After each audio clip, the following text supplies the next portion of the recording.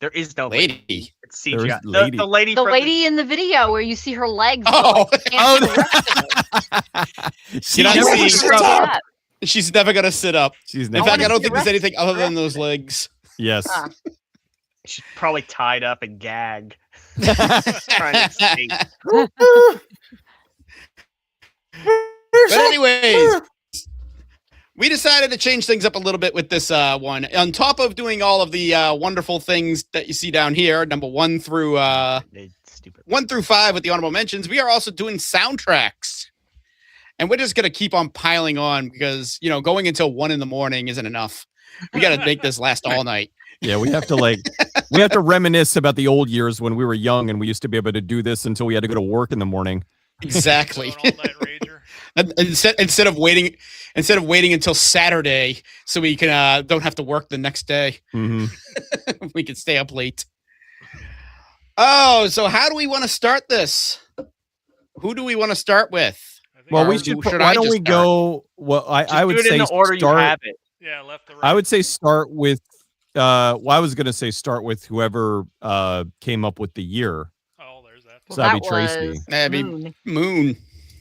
Oh, I hate to tell you, but 15 years isn't far back enough for you to have been young. I don't know, I was 25 15 years ago. Well, now I'm talking like 20s. like we were like when we were playing Rainbow Six at like 2006 or so, like until 2004. 2004. Yeah, so even old, so Yeah, I was 21 years 19. ago. I was 22. Yeah, until like fucking, I remember we're playing and I hear this noise and I'm like, oh, that's my alarm clock telling me to get up and I have to go to work. Sun coming up. Whoops, I was up all night playing with Tommy and the composer of Final Fantasy on Right. fucking on Rainbow Six, I think. If That or you were dealing with me saying, "Don't go to bed, Cecil. I'm afraid of Resident Evil." you were afraid of 1.5." zombies, and you kept tricking me into getting me to talk about shit. So yeah, I didn't get any sleep that night, but at least you were safe from the zombies. Yeah, I think you said she kept you up just constantly asking you movie questions. Yes. I'm like, I gotta go, and you're like, but wait, before you go, and you would just ask me something, and because I'm a savant, I have to answer. Hello, Fraudinos. Hello, Lily. I said hello to Rasta Jew. Awesome. I am a wonderful host. Anyways, I like Moon. Rasta Jew. Rasta Jew had a lot of funny things to say last time. He did. Rasta Jew is good people. All right, Moon. You picked the year, so why don't you kick us off with your first honorable mention? First honorable mention. Blur from God, who was it? Blur's racing game, and I can't think of the name of who did it. Anyways, it's a racing. The Blur game. people. Well, Blur people. Song 2. No. Woo! And I'm pins and I'm needles. Hold on. I got this. If only there was this thing called the internet that could tell me who did it at a moment's notice. Because who did it is kind of relevant to this, and I need. Here we are. Now down to B's. There we go. Okay, Bizarre Creations,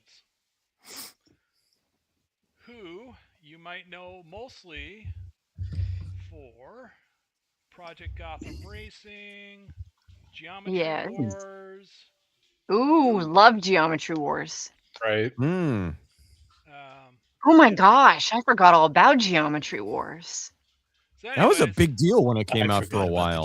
That was a banger. It was really fun. Probably gave me epilepsy, but it's all right. I It's just- welcomed it. So your eyes dilate, you fall on the floor. Blur was essentially Mario Kart with real cars, Right. and it kind of came out in 2010. As we all know, putting together our list, this was kind of a stacked year for games. So it kind of came out, Yeah. and it didn't hit the way Activision thought it would hit, so they closed Bizarre Creations. Of course they did. How bizarre. For me, How bizarre. it became a game that was played at every LAN party I went to. It was just that kind of game. It was, like I said, it was Mario Kart, but with real world cars. You had Corvettes, Camaros, Porsches, a list goes on and on and on. And it was just hilarious because you could set the maps up to have certain conditions where the various power-ups that you could get would randomly fire during the map. And one of the big things that we used to do was there was a route. There was a downhill route set in Japan, and we would set it up so that randomly lightning bolts would go off, and these things would just decimate you as you race down this hit mountain. And it was just hilarious. People trying to dodge things and get away. It was a perfect party game for a LAN party, especially if everybody's in the same room and just talking smack to each other. It was just great. So that is my first honorable mention. Never heard of it. Oh, I no, Blur was. I think what happened was people were expecting Need for Speed. Yeah. And then when they get this game and it's very arcadey and silly, they're like, what is this? It's a kart racer. Well, yeah, but it's a kart race. That was what was unique about it. Yeah, it was a cool game. Put together. Bizarre Creations at that point had been around for a long time, and they put out a lot of great games. So, but yeah, that's my first honorable mention, Blur.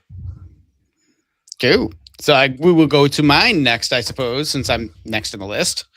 I have a feeling I'm not going to be the only one with this. Holy shit! Hold on one second. Oh no! All right, we never played that one. I didn't. No, I didn't think my list was saved. I never played the holy shit game. I didn't think my list was saved. I was like, oh my god, this is horrible. The holy shit game. You could just say that about this stream. It's like poop Jesus just walking around. Holy shit! Bless you, my son. This is horrible. Oh yeah, holy shit, this is horrible. Anyways, the aristocrat groans from Cecil. I saw that documentary. It doesn't even fit. Okay. HOD. Castlevania Harmony of Despair. Just put HOD. I did. Castlevania HOD. Castlevania Harmony of Despair. Basically what this was a multiplayer Castlevania game that basically required a lot of grinding. And I mean a lot of grinding. However, because it wasn't Igavania, it was still fantastic.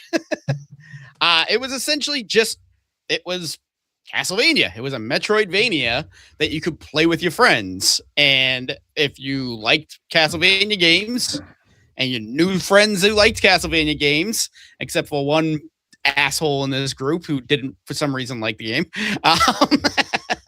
it stinks and I don't like it. You had a fantastic time with 6 people taking down Dracula. My health doesn't allow it. Hold on. There were certain My characters health doesn't allow it. Anyways, I tried at certain levels than others. Yes, I so, like, bought you it made and I played it mains. with you guys and I hated it. Because me and Keith are like already up at Dracula, and Cecil's still in like the starting room. we beat it for you. The amount of I didn't like it. The amount of stages, the amount of characters, all the DLC came out for it. It was just a wonderful experience that is actually still running. That I found out. Wow. But I think only like a dedicated Discord is playing it at the moment. So you have to go there and like talk to people and be like, hey, who wants to play? But yeah, I have a feeling I won't be the only one with that on the list. But so it'll be on my worst of no, it won't be. Yeah, it could be. It could no, but it's not.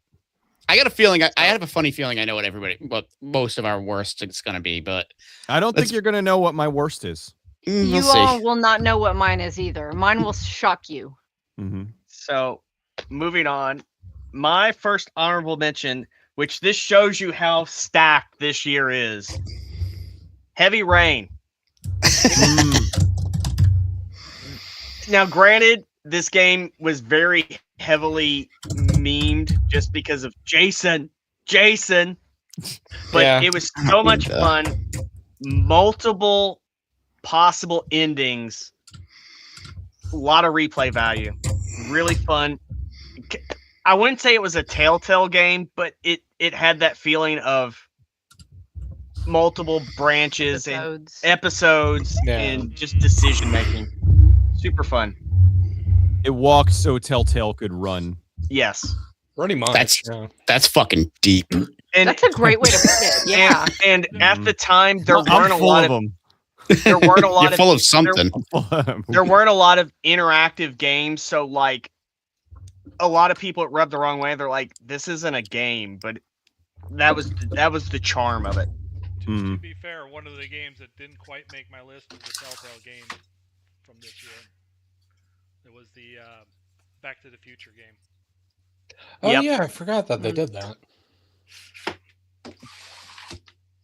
You were the one that said you wanted to do 20 of these. So I'm looking at the list. I could easily do more than 20. All right, Bridget, what do you have for your first?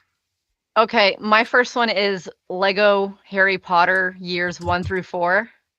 We're just gonna go Lego Harry Potter. How about that? That's fine. Well, because there were 2, so you could go Lego that Harry was the Potter first one. Volume 1. Vol 1. Yeah. At this time, there were so many Lego games. They had like the Indiana Jones one that had come out before this, and they had the Star Wars ones, and they were just so much fun. Oh, yeah. And I was never a Harry Potter fan. Never really read the books, saw just a few of the movies, but I still was able to really enjoy this one. It was really fun going through each of the stories and unlocking all the characters and discovering all the secrets and stuff. Back then at that time, I think the Lego games were just fun.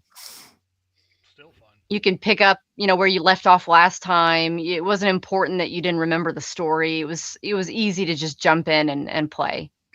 And 2010 was the year that we got married. So I was really, really busy doing a lot of wedding planning and stuff. So a lot of my games this year, and you'll see, are games that you can just pick up because that was just my life at the time. I played a lot of games. He did. He Yeah, did. you had a little more planning time. on Jack. I didn't do crap. It sounds very familiar. Happy anniversary. Happy anniversary. Lego games used to be fun. Lily, of course you did. Shame, sir. Shame. No, sir, he really shame. didn't. Good God. No, he really didn't. He played games. No, he's being honest right now. We know he is. As well. You should. Yeah. Well, for This the is a hit last piece. when Mary was pregnant with Riker, all she did was sleep. So for the last say 4 What was she months or supposed so. to do? Shingle the roof? Well, no, I mean like she would come home and I'd make her dinner and she's like, I'm going to bed. And I'm like, okay. And I'd go downstairs and play World of Warcraft, so Right. I'm like, woohoo! 4-day weekend. Pretty much. Okay, Cecil. So mine, I have one that I don't think any of you are going to have on your list. This is Sakura Wars, So Long, My Love. Wow. Sorry. Yeah, good luck fitting that one in the. Yeah, you could just put Sakura Wars 5 because that's it was the I'm fifth. I gotta- Looking up how to spell it. I gotta send that to my friend. It is a tactical role-playing dating simulator and visual novel. It takes I place know. in an alternate universe 1920s where there's anime waifus and mechs. Nice. They're like I said, it is a tactical RPG with mechs, and there's magic, and hot anime girls, and like it's a very, very unique game for America. It's nothing like this was the 5th one. This is the first one to come out in the US, but the previous 4 were all released in Japan. I was going to ask if you imported it. No. This was the only one that got like they've all since been brought over, but they've been fan translated. This was the only one that got like a legit American release. Classic weeb stuff. So yes. Yep. If this was to come out now, I mean, I'm surprised they're not porting all of them now, because these would probably sell like hotcakes now. But so this is a rarity right here. I don't know how rare, but it was, even when it came out, it was hard to come by. So I'm glad I have it. It's a weird game. Come by. The reason I was laughing is because right now on my Saturday nights, I'm doing a collab with my friend Cherry, and she's playing Sakura Wars 2. Oh, wow. From the Saturn. Well, that was the other thing. A lot of them were from like the weird systems that didn't do particularly well in America, like the Saturn. There was I think there were a couple that they got put out on the Wii in Japan. And so, and I mean, that was my main thing, but originally I was going to put up Morphix, which is a Russian third-person shooter game that is completely clunky and broken, and I like it, even though it is. But Sakura Wars was the better of the two, so I went with that one. She called you based. She called me based? Yes. Nice. Abso-motherfucking-lutely. Yes, I was like pour one out for my weeb homies. Sakura Wars. If I gotta tell Silverberry about it, he'll probably be all over it. Classic weeb. All right, Blade. That's my pick. What's your first? So my first honorable mention is Castlevania: Lords of Shadow. Oh, I know it's not highly received amongst diehard fans of the series. But I'm on your side, Blaine. Cool. Which is great. Go play your weeb game. Yeah. I will. With your Kobu and friggin'. Look, God, I can't think of anything else in the game right now. Jesus Christ. How do you not? It's a hot redheaded anime girl. Yes. What's her name? I'm terrible with Booby McBooberstein. Does she get naked? No, it's not that. Well, then I'm not of. interested. No, I know. It's not that. There might be, I mean, there's a little what ecchi in there, with like, but no, just straight out nudity. Sorry, Blaine, we interrupted your right. Completely steamrolling him. Yeah, but yeah, no. Castlevania. Lords of Shadow was one of those where I had fun with it. I knew what it was, though. Like, it wasn't, I knew going into it, it's like, okay, this is them trying to do a bit of a God of War / Devil May Cry thing with this. And I think I felt like the plot of it, was an interesting perspective on, the classic lore. Because sometimes you got to try and mix things up a little bit here and there, but it was one of those where like I said, I just had a bunch of fun, and also Patrick Stewart throughout the entire game was pretty great. So, yeah. And just those kinds of games, they just hook me anyway, and then without like revealing anything about the story, just what it kind of changes kind of about the franchise, about like the original lore. I didn't mind it, so I again probably dive deeper, but yeah, that's a lot of spoilery stuff. So, but yeah, Castlevania: Lords of Shadow, first honorable mention. All right, that was one. Moon, what do you have for your second honorable mention? Second honorable mention, Singularity. It is a game you play as a military part of a group that's going into a area that you're supposed. Oh God, I forget the story. That particular story part. You're going into an area essentially to get somebody, pull them out to some war criminal or something like that. I forget exactly. But what you end up finding is that this facility that you're raiding, they've perfected time travel.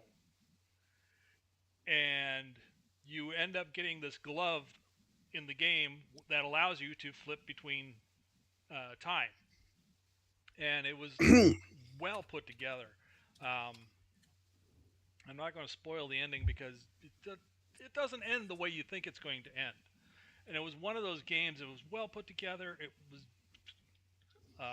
reviewed well by a lot of people, and it just kind of fell through the cracks. It didn't sell well because they had plans for a sequel, and it just never worked. It just didn't sell because, again, this is a very stacked year. And I was gonna say, yeah, it just kind of looks like it got lost in the shuffle because I recall seeing something about it, and it's not even just the lost in the shuffle of this year, but lost in the shuffle of Activision games as well. Yeah, because Activision also pumped out a fuck ton of different shooters. So yeah, and that's the thing because a lot of people, they saw the military aspect and it's like, oh, another one of those games. It's like, no, actually, it's not. It's actually got a really good story. The time travel mechanic is really cool because you'll be in a room and you're like trying to find clues or whatnot, and you hit that time travel thing, and now you can see what the missing clue was, type situation, or you can use it to escape, right. And things like that. But it was really well put together. I enjoyed the hell out of it. It's one of the few games I actually finished, and yeah, that's my honorable mention. My second honorable mention. And it's on Steam. Yeah. I highly recommend it. But then again, I'm going to highly recommend all my games. Yeah. It'd be a little weird. It'd be a little weird if you put something on the list and said, "Nah, don't play this." Don't play it. I love good, this game, don't play it. but it's a just for me. I'm a special kind of crazy on this one. You know what? That I might say actually that apply if we to ever some. if we ever do 2000, I'm gonna have one on my list that I'm gonna be telling people, "Don't play this game." We'll do I 2000 love eventually. it. Don't play it.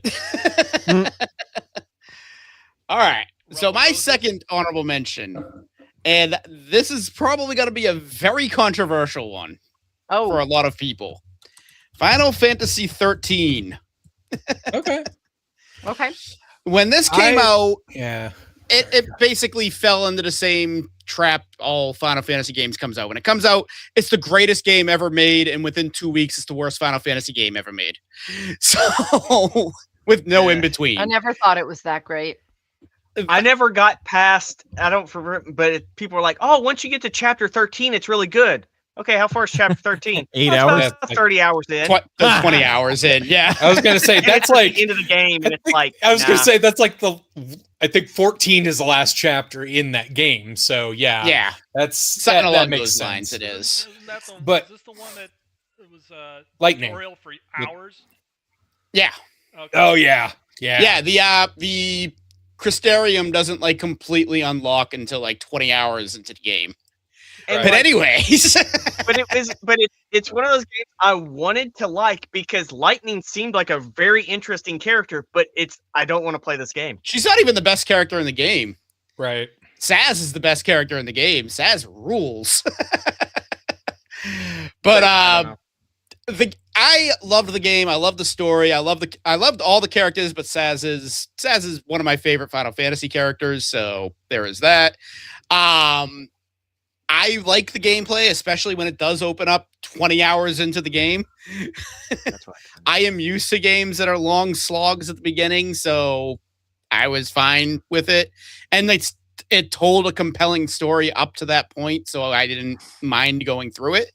And it's one of the few games I actually got 100% achievements on. So I couldn't not put that on the list. That fucking treasure hunter one? Yep.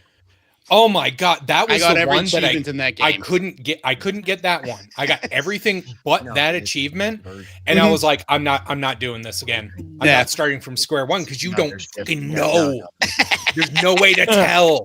So I'm just like, no, the only way I'd be able to do this is if I start from the beginning and I spreadsheeted that shit and was just like, boop, got that, boop, Yeah. got that, boop, got that. That's And what I was like, did. no.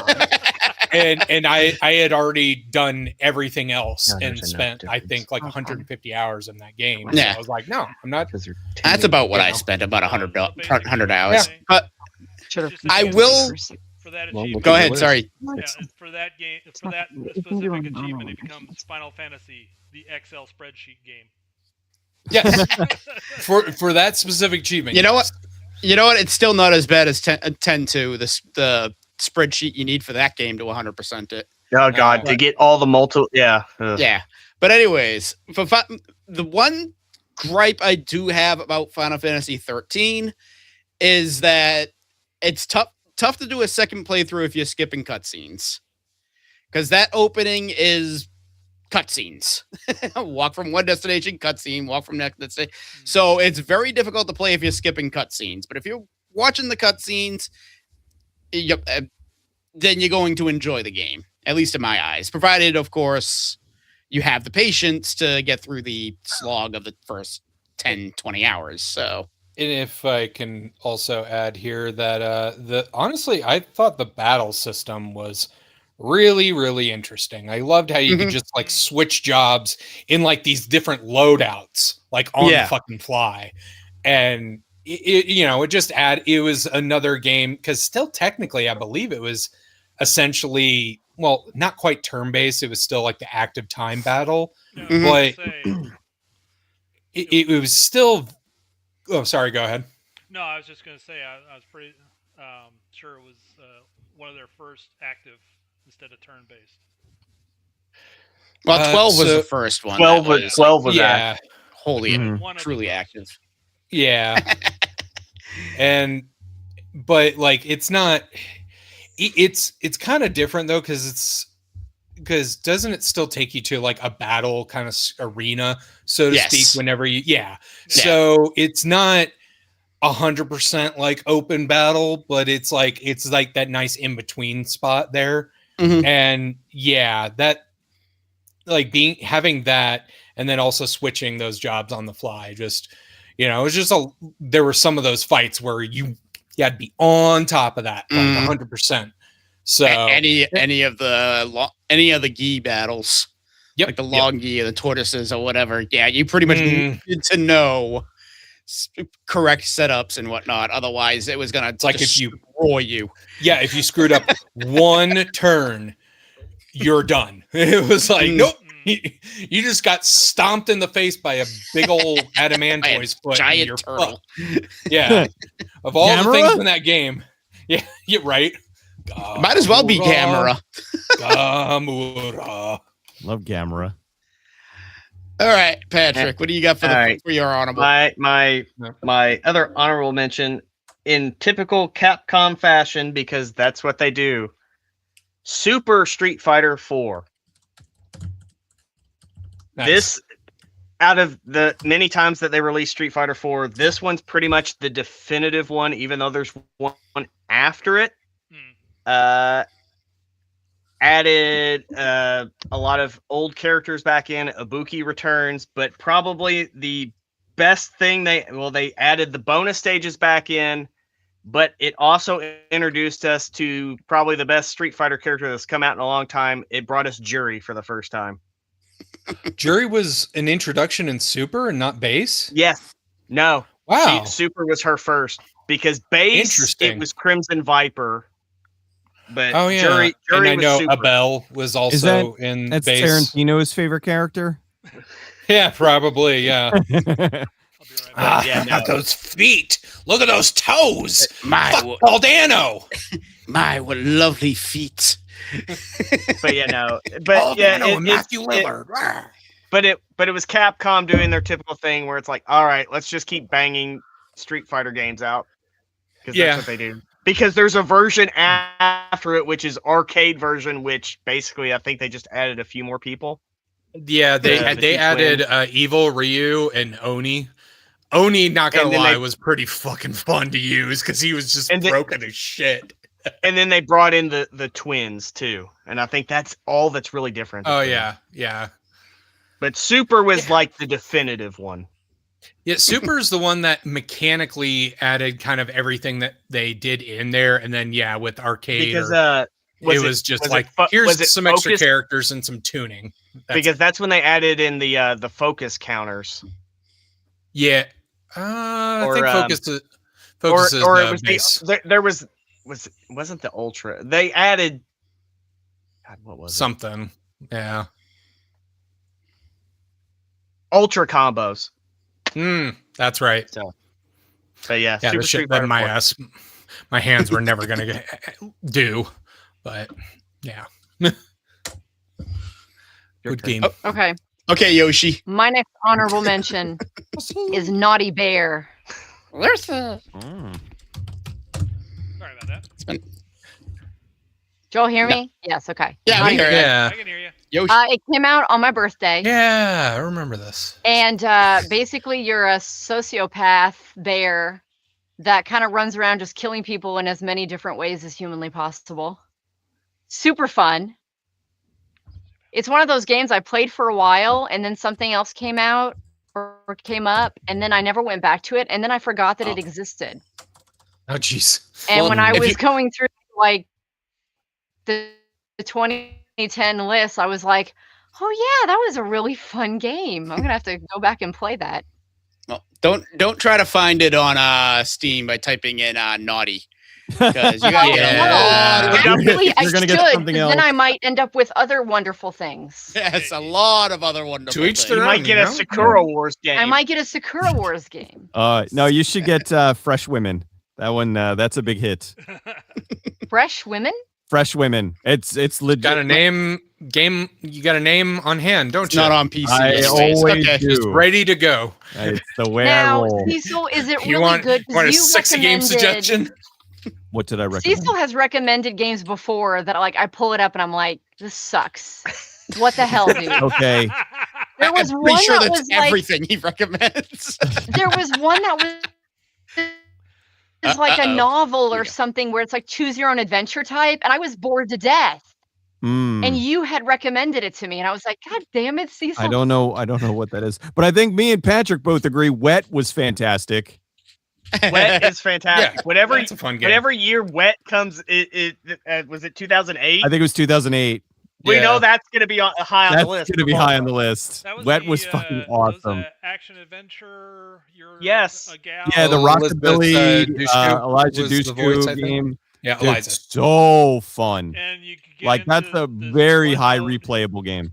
like Yeah, you mode. basically you're just killing everybody as like stylistically as possible. Okay. I know which one And you're so talking about. fun. Yeah. We always But, go on about that game. So Yeah, oh yeah, we'll go on about that whenever we hit it. Okay. I was gonna say, I like how we went from Naughty Bear in 2010 to talk about a game that didn't even come out this year. Right. you know how things go. Well, Wet is from the company that made Naughty Bear. Is So it? that's the tie-in. Gotcha. But this was their game after that. Okay, but I don't know if I can trust your Oh, recommendation. so Wet's I don't good. know. Well, I mean, the one I was saying, it is a visual novel, but it's got a really excellent story, and there's a lot of poon, and Well, the one that you had recommended to me had like a couple of lesbians in it or something, and so I was like, "Ooh, this is going to be good," and it was awful. I don't remember what I I was recommended. bored. It wasn't Honey Pop Was it- because Honey Pop's amazing. No, she likes Honey No, Pop. I like Honey I was gonna Pop. say Honey Pop's incredible. What did I recommend? It was a I don't visual novel. remember. I don't know. What's your honorable mention though? Oh, my is it me? Okay. My showing another one showing how stacked this year.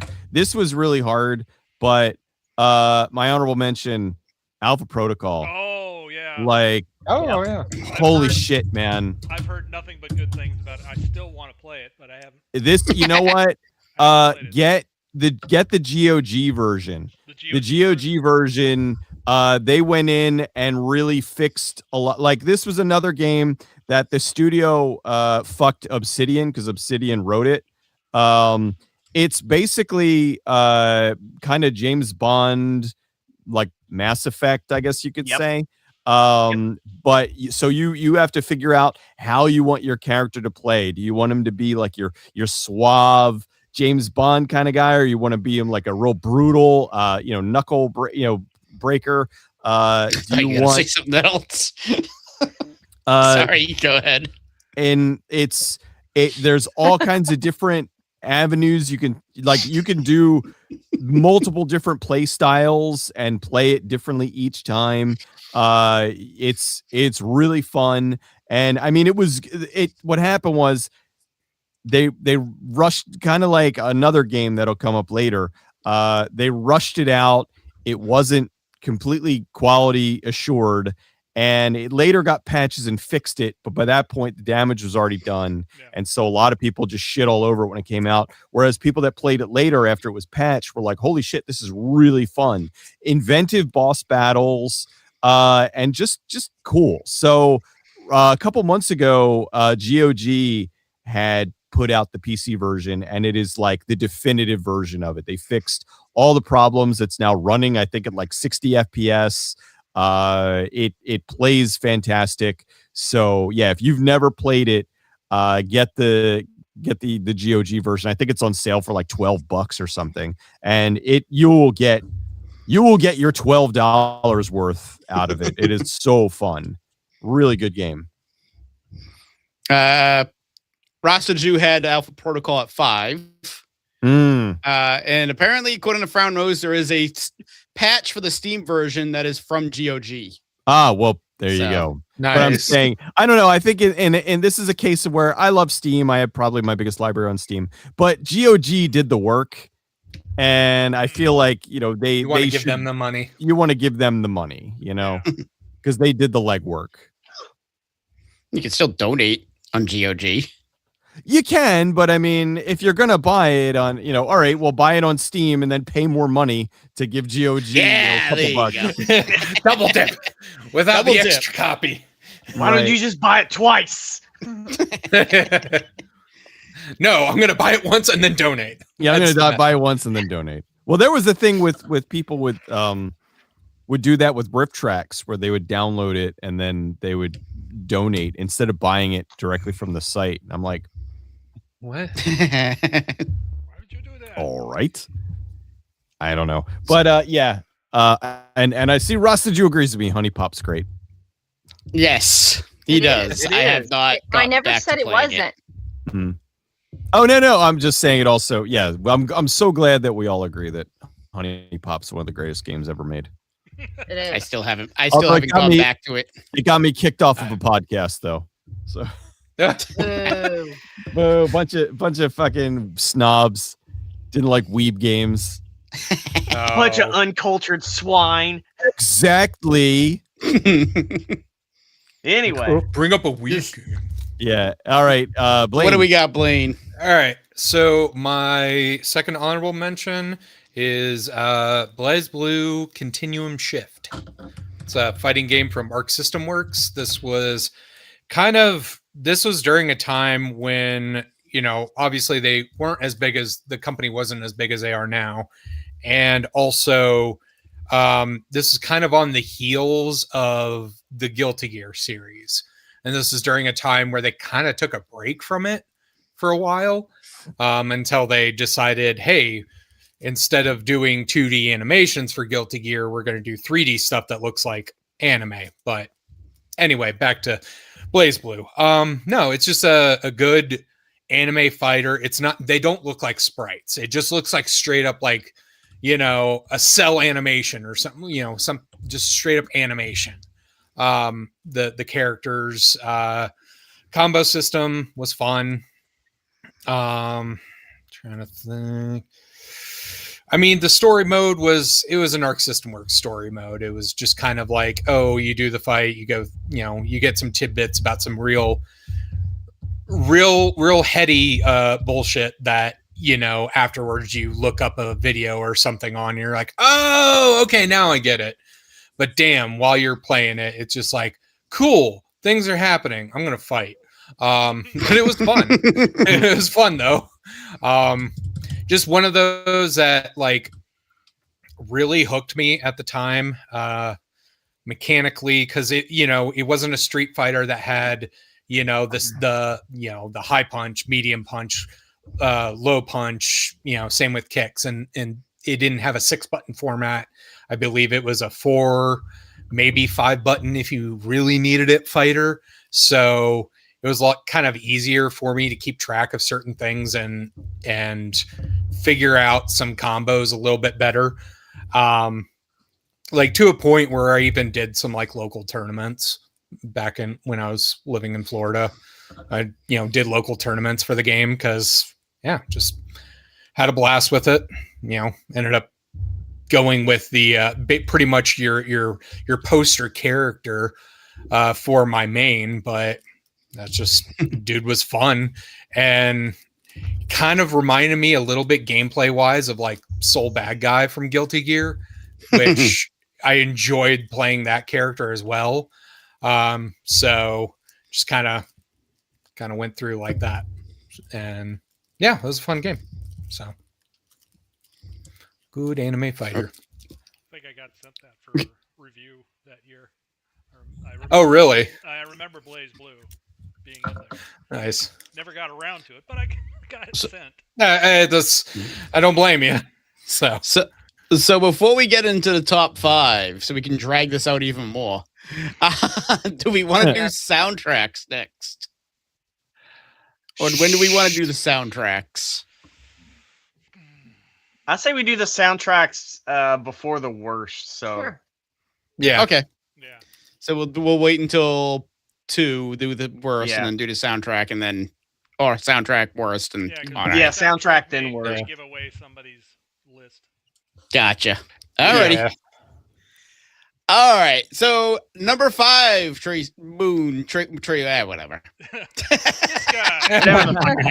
Tramoon.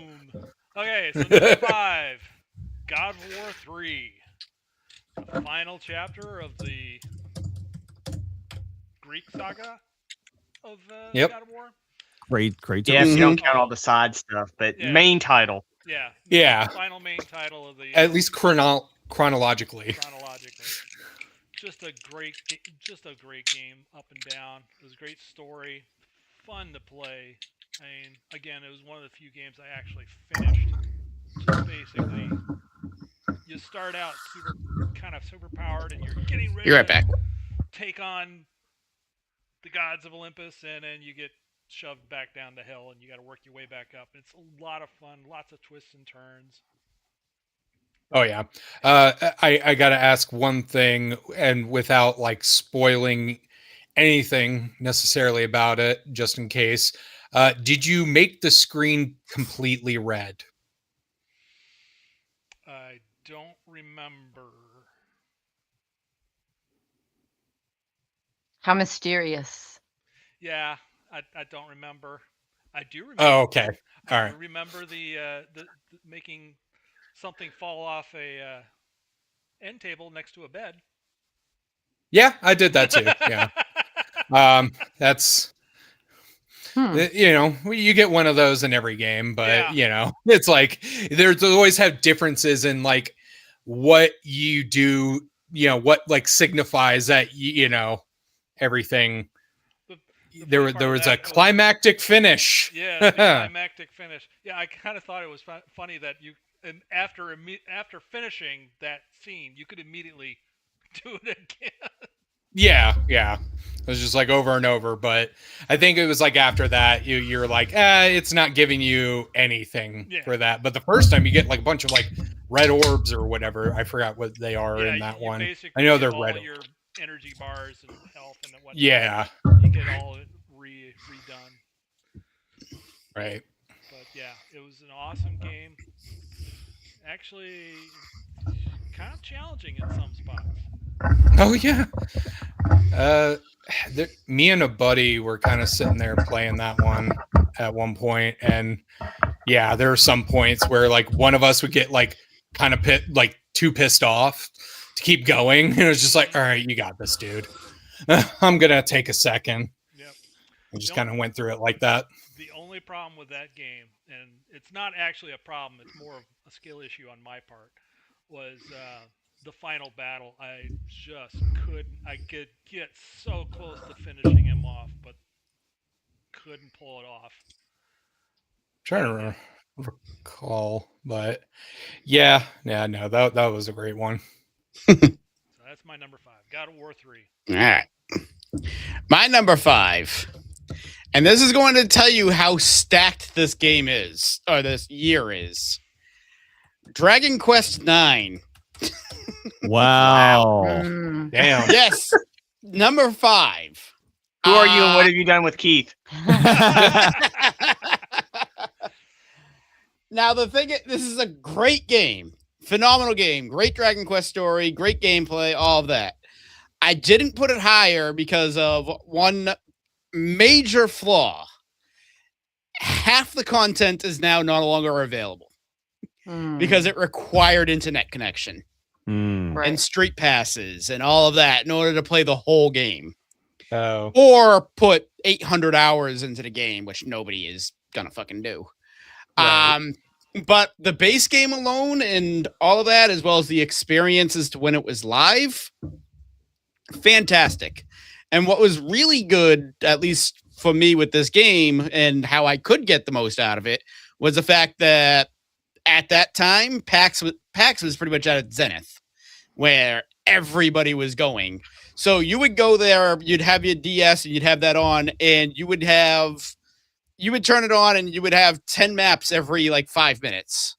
But you had to keep checking your DS because you could only store 10 street passes at a time. So right. You'd get 10 minor attracted persons every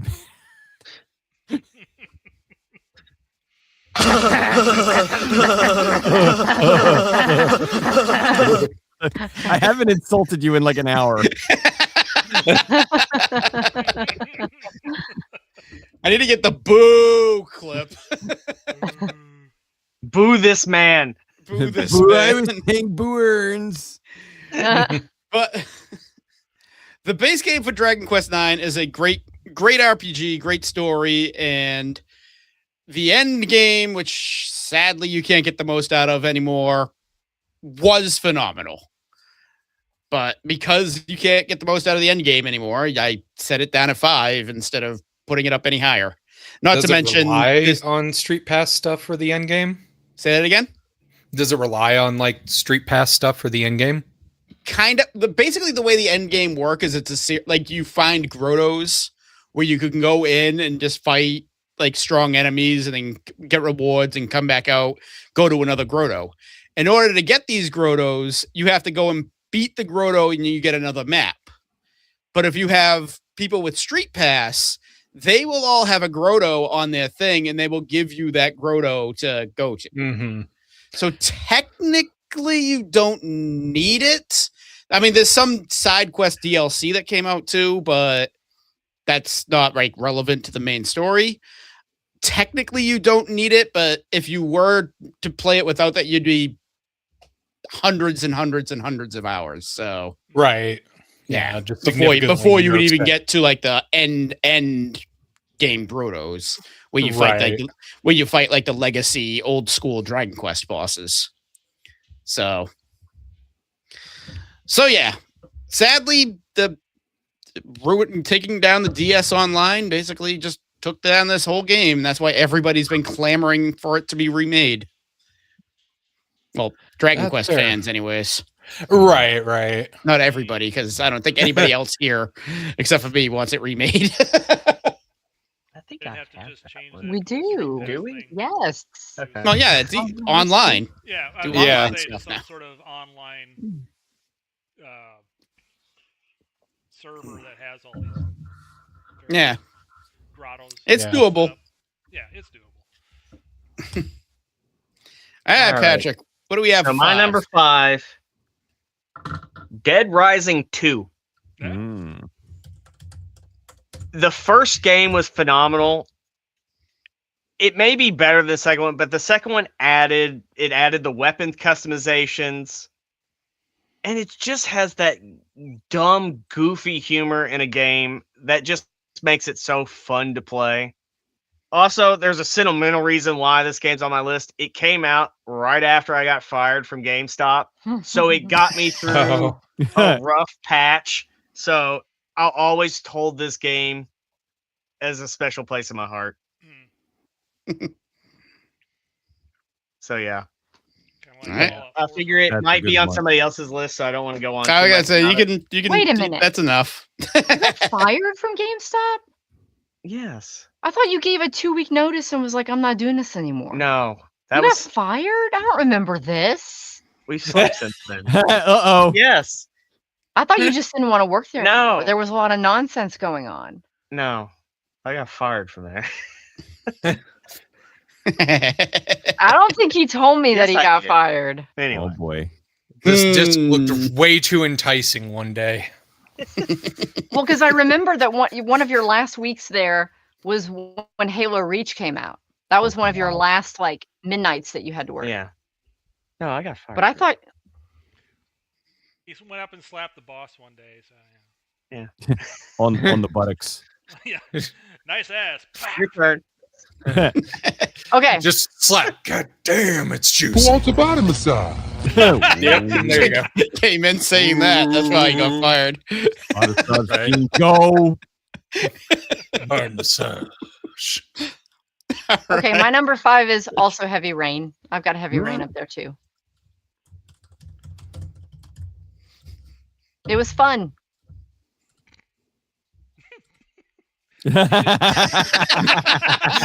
I honestly don't remember I think she's a lot. just in shock as to what she just learned. Yeah, she's still processing. He did not tell me that he Yes, got I did. fired. No, you didn't stay there 2 weeks. No. He didn't want you to worry. I don't 'cause remember him being fired. You He I put he it- no. probably was. No, I put in my 2 weeks at Black KB. Diamond. I don't have the best memory, so to be fair, you did admit earlier that you were planning a wedding that year. So yeah. This would have been after the Yes, wedding. this was post wedding though. oh, But yeah, this would have been post wedding. It's all right. No, I'm still on the it's high of probably I've had honeymoon. several yeah. jobs since then. I guess I'm just disappointed that he got fired right now. She, Yeah. she I'm must be. disappointed in It was She- your other she must husband be- that put in that She thing. must be. She You must got be remembering fired. when her other husband quit GameStop. that must be it. That's it. Thanks, Frosted Jew. That's exactly That it. must be it. Yeah, it was my other husband. The other husband.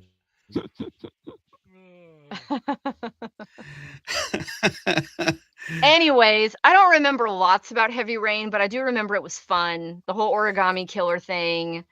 I didn't play through to the end, but I enjoyed it for what it was. And what was great about that game when you would talk about it and they're like, "Oh my god, I can't believe so and so was the killer." Like, that's not the ending I got.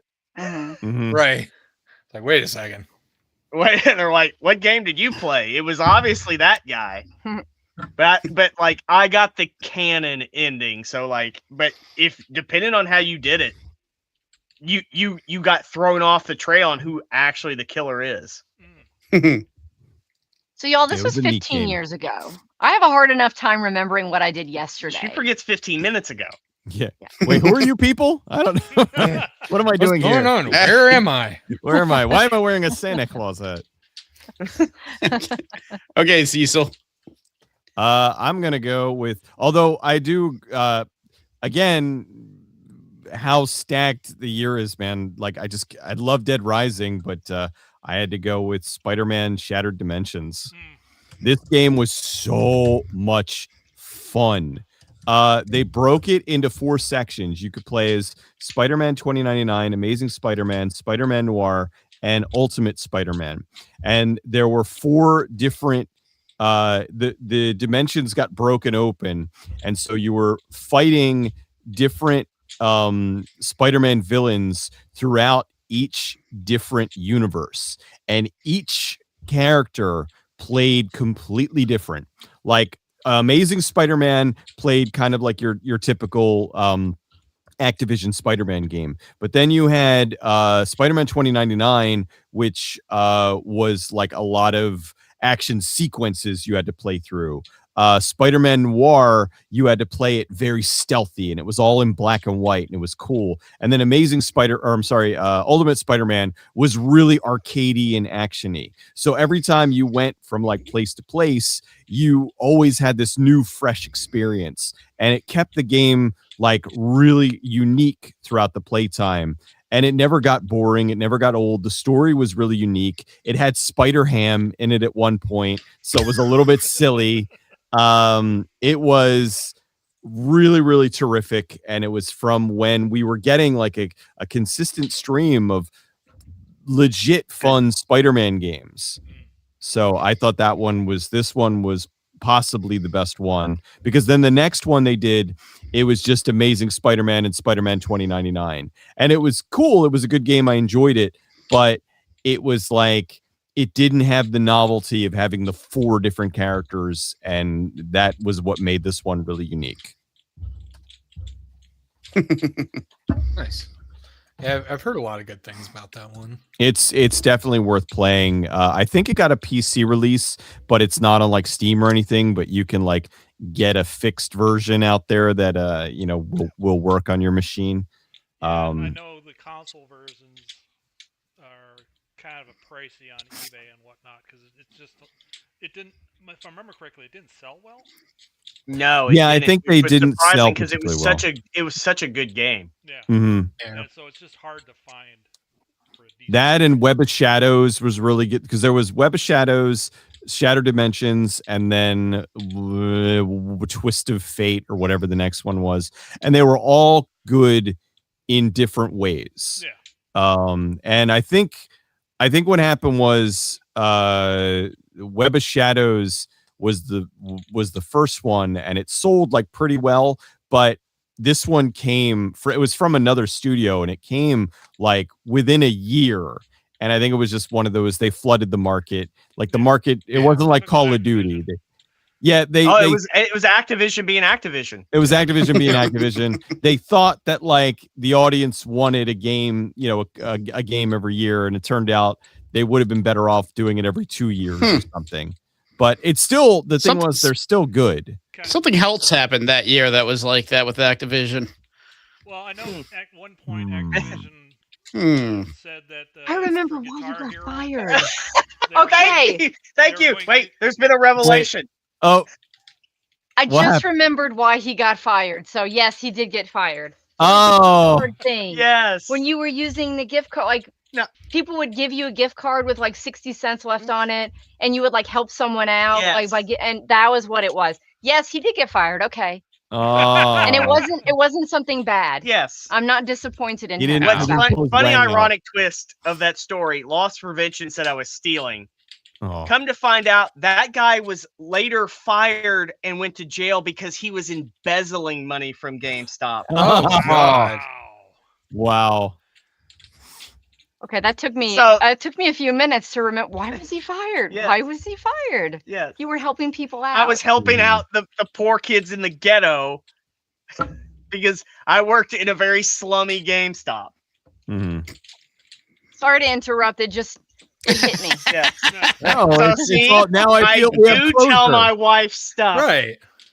And I'm proud of you because, Yes. you were not fired for like Yes. a dumb reason. You were not fired for dragging your nuts across the Wii display. Or telling- No, that was me. Yes. That was me. That's kind of how I was fired there, from. and he was fired. I know. They're like, "Don't you come back here? You're not allowed to work here." I'm like, "Oh yeah." That's I'll mushroom cap your Wii all I want. That was kind of how I got fired from Lowe's. Whoa. Okay. All right, Plane. So my number 5 is going to be Rock Band 3. Just the amount of time. So at this point, my friend had like this 1-bedroom apartment, but we'd always, like, me and a bunch of other friends would just go over there, set up like multiple, we'd always be gaming over there. And one of the things was we just play a metric ton of Rock Band. and and we were also the ones that were like going through like the list of like I forgot what it was called. It was like not the main song store, but there was like a song store for like people. Rock Band Network. There you go. Where so that's where me and my friends would find like all the weird metal bands on there, so we could play that stuff. It's like, what? Black Dahlia Murder? Yeah. That was an official release. Was that? What a horrible night to have a curse. Yeah, that was an official release. Okay, well, I think that's right. August Between the Burns Berry to me. August Burns Red was one of the ones I saw on Rock Band Network that I remember. Yeah, but I know one of the other bands was called Between the Berry to me. That they had a few of their songs on there. They had we were obsessed with. God, what the hell did they have again? Alaska, and they had something else. Sequel. Prequel to a sequel. Yeah, that's right. Prequel to a sequel. I think they had something from their album The Great Misdirect as well, but and Selkies. Yeah, Selkies. Yeah. Selkies, yeah. But yeah. No, I have a feeling somebody else will probably say a little bit more about Rock Band 3. But maybe a little bit. I don't think anybody else is gonna have that game on their list. Yeah, what that game's stupid. No, I'm not gonna have anything to say Dang. about that. Oh yeah, not at all. As he's No, not at all. Yeah, is that one of the original controllers or? Actually, it's the Rock Band 3 one. Oh shit! Hell yeah! Oh no, wait, this is 4. This is Rock Band 4. Never mind. Okay. Yeah, and I might have I a don't little know. bit to say later. Just like I said, it was one of those things where the amount of memories of me and like there's like 5 of us in this 1-bedroom apartment just frankly smoking copious amounts of weed and playing Rock Band for like hours and hours and hours. Just like real bands. Exactly. I mean, so I can't remember not going to any friend's party and not playing Rock Band at some point. Right. Everybody had it. Everybody played it. You just had that under the staircase. Yep. All right, everybody, get your guitars out. Well, wait, 4 was the wireless one, right? Yes. Well, 3 had a wireless one okay, too. then But... that's the 4 one. Okay, the same one he's got. Yeah, no, that's okay. 4. No, I that's got the band kit. I can't get 4. my instruments. Okay. I'm not at my house. So. Yeah, I'm and my drums are packed away because they don't work anymore. So I tried playing them the other day, and the kick pedal was all out of sync, and the pads were Tracy, not working. you're not I at was your like, house. Where are you? He's house sitting for house dog sitting. He's in space, obviously. Yeah. space. Duh. He's traveling to the moon. No, a friend of mine. I missed that part, I guess. A friend of mine has a dog that it was a rescue dog, and she has issues staying at kennels when he visits family in Colorado. So I just house sit for him. Nice. House / dog sit. Right. All right, Moon. We are number 4. Number 4. Yep. Number 4. Oof. All right, number 4. Number 4. Alan Wake. Great game. I love practically anything from Remedy, but this was a really good story that you could just play through, and it was just phenomenal. The mechanics of having to have light on the bad guys to weaken them so you could actually do things to them. I do think it was kind of funny in the original release that Duracell was a sponsor. Right. For the fact that how That's long smart. the batteries actually lasted. I'm like, okay, you're sponsoring this as the battery company, but the batteries in the game last maybe 5 minutes total. Yeah. But yeah, I mean, it was a great game all around. It's beautiful storytelling. I'm glad they've turned this into sort of a universe now for their company. I haven't played Alan Wake 2 yet, but Alan Wake, the first Alan Wake. Oh, are you saying it's Alan bad? Wake 2. Alan Wake 2 is a big drop off. Oh no. I haven't played the second one either. You spend more time with the other character and not with Alan Wake. So gotcha. You're telling me I with bought Saga. This, you're telling me Oh, I bought no. the super special extra all the junk edition? It's a steep. Well, I'll yeah. Anyway. I don't know. I mean, there are a lot of people that enjoyed it. Yeah. I thought it was a big drop off from the first one. Yeah, but the first one is just if Twin. And I've been meaning to play that too. I think if you could say Twin Peaks the game, this would be it. Yeah. And that's one of the reasons I want to get into it. Not to mention, I kind of want to dive into those games because I saw at the Game Awards, they showed the trailer for the next Control game. And I'm like, all right, I'm going to have to play that because it's just like, hey, all the crazy stuff from Control, we're going to crank it to 11. And instead of gun combat, it's basically going to be like Devil May Cry, and you're going to be comboing bitches in the air. And I'm like, fucking sign me up. So I'm gonna need to get in on that story. So, yeah. Alan Wake, just awesome game all around. Frowned Jew. I found Alan Wake's combat system to be tedious. Also, unfortunately, even after playing it twice, I didn't understand the story. Maybe a third time will be the charm. Yeah, well, I mean, it's kind of thick and a little obtuse, but like I said, what about the game?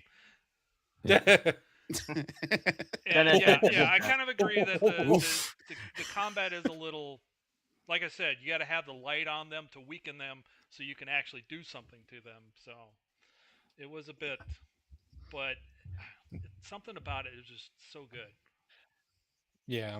Well, I think that was kind of an aspect of it that turned me away originally. But at that point, I hadn't like really delved into much of like Lynch stuff, like Twin Peaks and multiple movies at that point. So, and then now that I have, I'm like, I might want to visit this game because it looks pretty good. Yeah. And the story is that you kind of got to be open to that kind of story, I guess. Right. Jerusalem Wolf. Alan Wake was the reason I got an Xbox 360 and loved it. You can only imagine my disappointment with the sequel. Yeah. Frown knows it did have a good soundtrack, though. Poets of the Fall. And what was the band? The Lords of Asgard. Lords of Asgard. Yeah. Lords of Asgard. Yep. And I won't spoil it, but like I didn't play it. She played it, and I watched. The final battle is during the concert, isn't it? Yep. Or isn't there a concert going on? There's a concert going on. During one of the boss battles or something. I couldn't get into Alan Wake, Rasta Jew, Old Gods of Asgard. That's what it was. And they were like the old man band, weren't they? It was fun. Yeah. It was a real band. Yeah. All right. So my number 4, and it's already been mentioned, Dead Rising 2. Rising. I can type. There we go. So Patrick had touched upon it a little bit earlier, and yeah, it is pretty much an improvement over Dead Rising 1 in a lot of ways.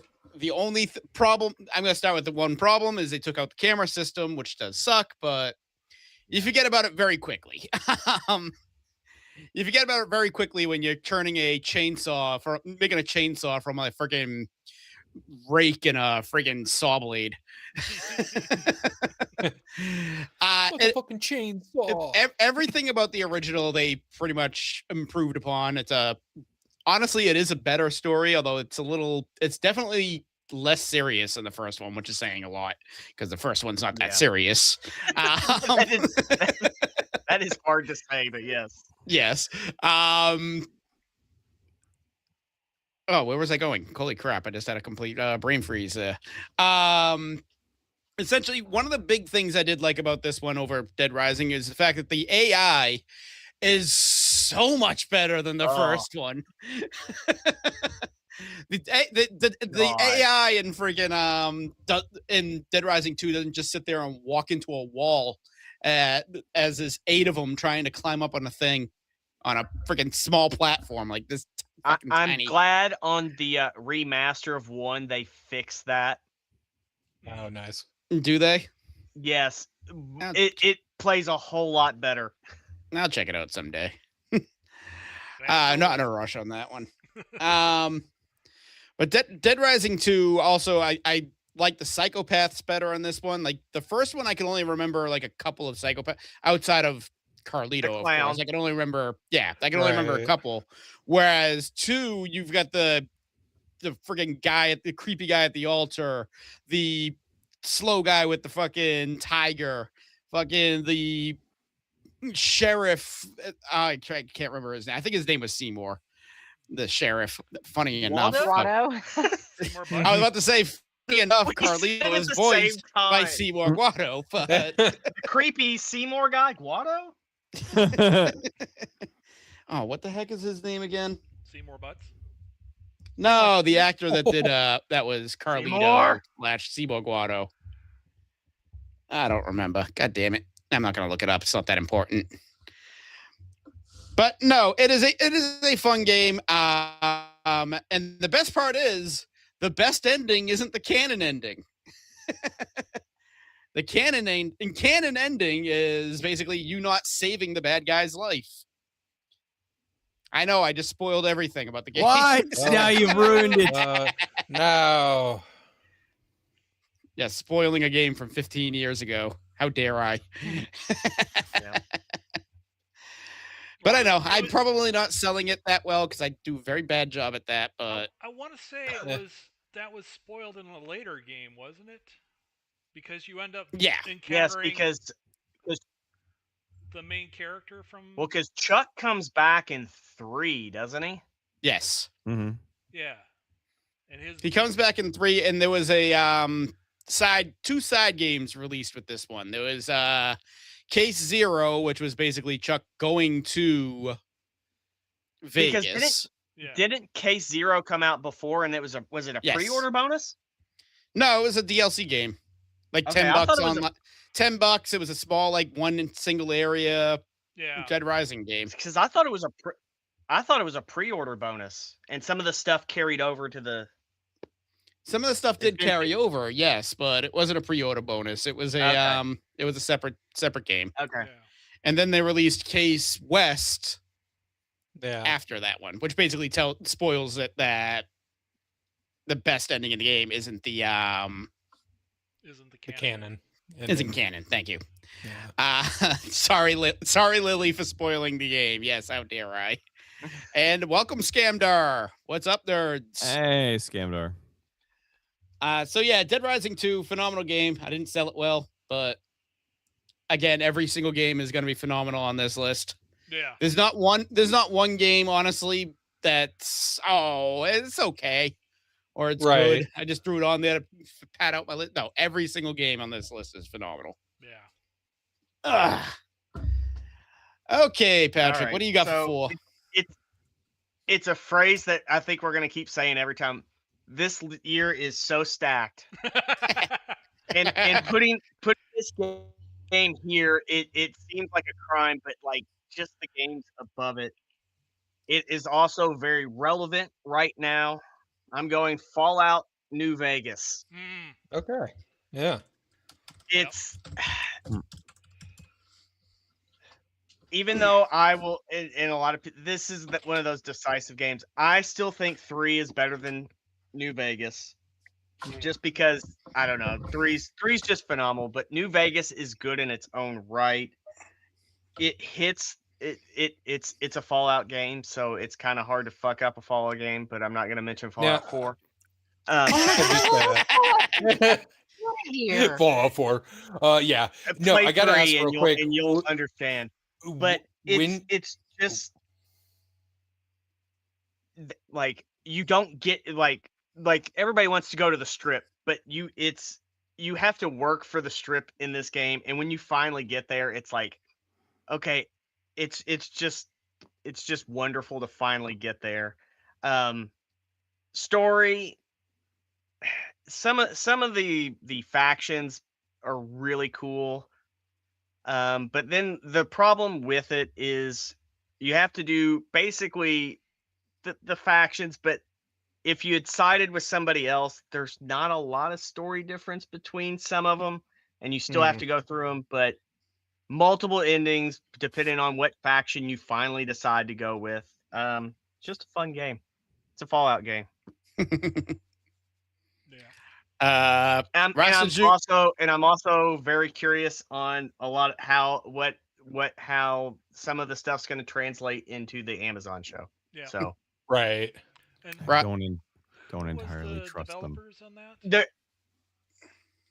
Obsidian. Bethesda. Obsidian, yeah.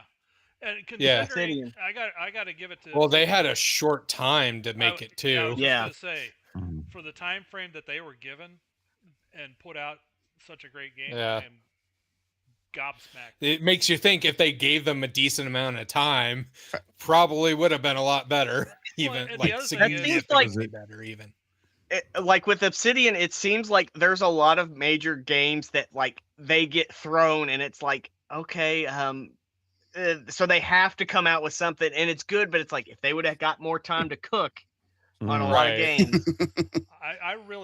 I'm surprised Microsoft, since they own Obsidian and Bethesda, haven't said, okay, let's see you do a sequel to New Vegas, and we'll give you the time.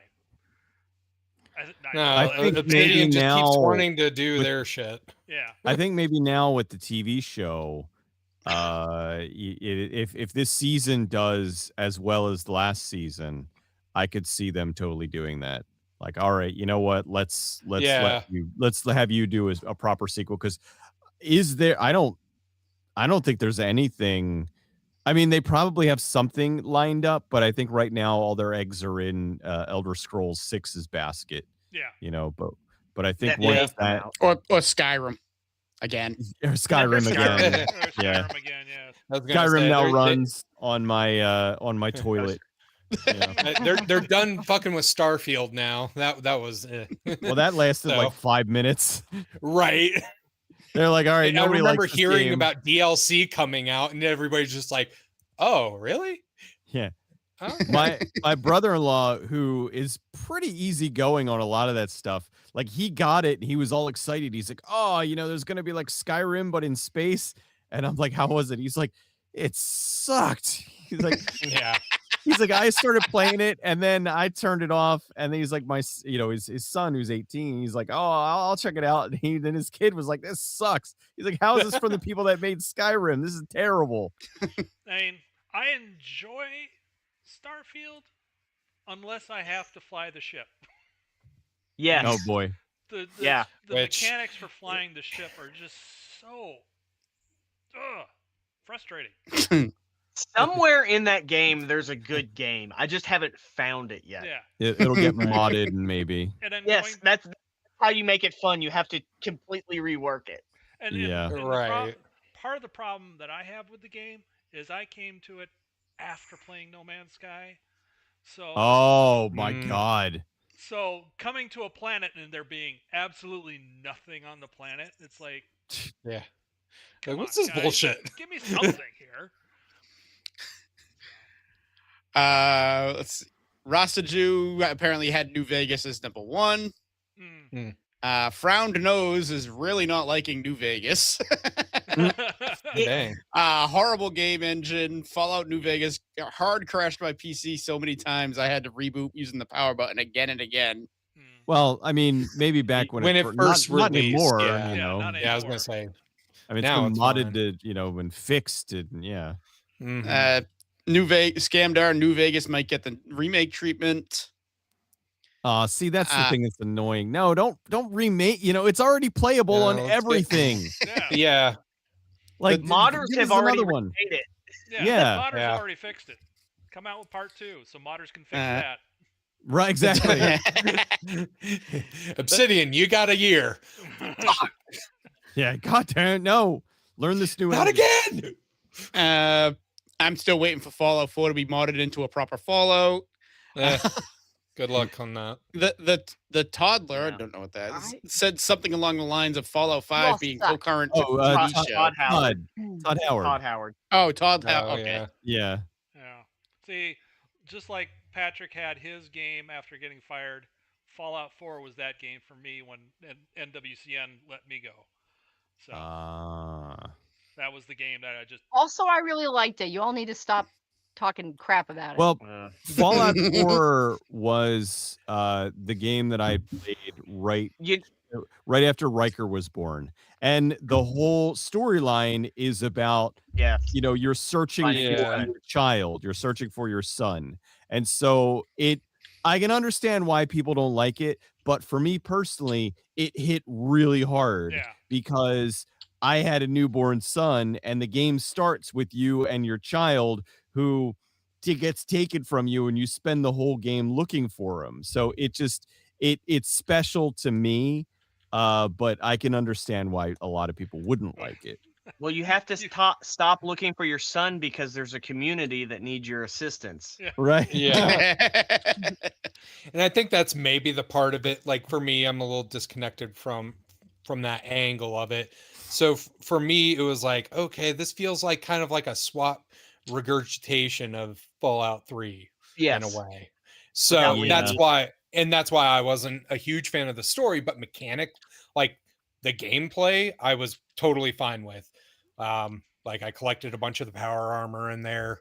Like I had myself a little place built that I just showed off my power armors in. Yeah. So I did like that you could build shit, and that was fun. Yeah. For me, the game had to remind me I'm searching for my kid. Right. Yeah. Like I'm going off on all these tangents and everything, and eventually it's like, you know, you have a kid out there, right? Oh, yeah. I'm looking for globes that I can break down for quark. Right. I think it was like, and it was like you get to a point where it's just like, all right, I need this, but I'm running out of stuff to do in places that quests are leading me to, so I got to start exploring a little bit more here, and then it's like, oh wait, shit, there is that story. I was just trying to bone the hot reporter story. I was like, I'm trying to bone Piper the whole. I'm like, look, I'm gonna find my son, but I gotta lay some pipe with Piper here, and I ain't got a wife anymore, so yeah. So, got a new wasteland son. But Bill, did you romance all the characters to get their special abilities? No, you just went with Piper. Yeah, I mean, I was trying to butt sex the robot, but Nick Valentine. Yeah, I was trying to with Nick Valentine. No, I usually with those kind of games where you have like a potential love interest, I'll usually like lock on to one in particular, and even if I know there are like story elements and whatnot, I still like will just lock on to that one, and I'm like, okay, this is the one that I'm gonna go after, and that's gonna be my spouse or my girlfriend for the game or whatever. Right. Yeah. I was the whore of the game. You were the whore. I romanced everyone. Although I did, for me, the one that I kind of latched onto a lot was not Piper. It was the Irish gal, and I can't think of her name. That you find. Ted? No, Irish gal.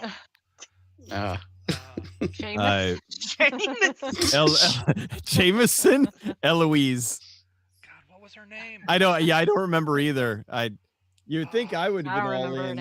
You think I would have been all in on the fucking Irish girl, but she was a fighter. She was a redhead. And her whole story element was getting her off drugs. God, Patricia Cakes. I don't remember. Anyways, Big Tits McGee. Boo. No, that's the modded version. Is Big Tits McGee, where they're just fucking like out to here. I'm just. All right, Bridget, what do you have it for? I've got Dragon Quest IX. Yay! Yay! That was fun. It was another one. It was fun. I played. It was fun. I mean, I don't know. It was a lot of fun. I mean, I remember it came out, and we got married, we went on our honeymoon, and then I went immediately to the Square Enix booth at Comic-Con in San Diego, and of course there were all these people talking about Dragon Quest there. We got free shirts, didn't we? We got a couple Yes. free shirts. You gave one away, but that's okay. You didn't give me a has Dragon Oscar Quest has shirt. my slime shirt, by the way. Yeah. But it was a really cool game. It was your typical Dragon Quest game. Yes. It was hard as hell, but I loved it.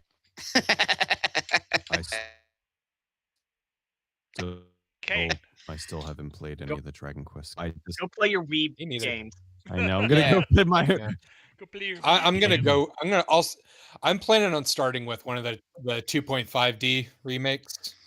So What Dragon Quest 1 and Start 2, from there. 2.5 game. The 2.5 game is actually very good. Very much recommend it.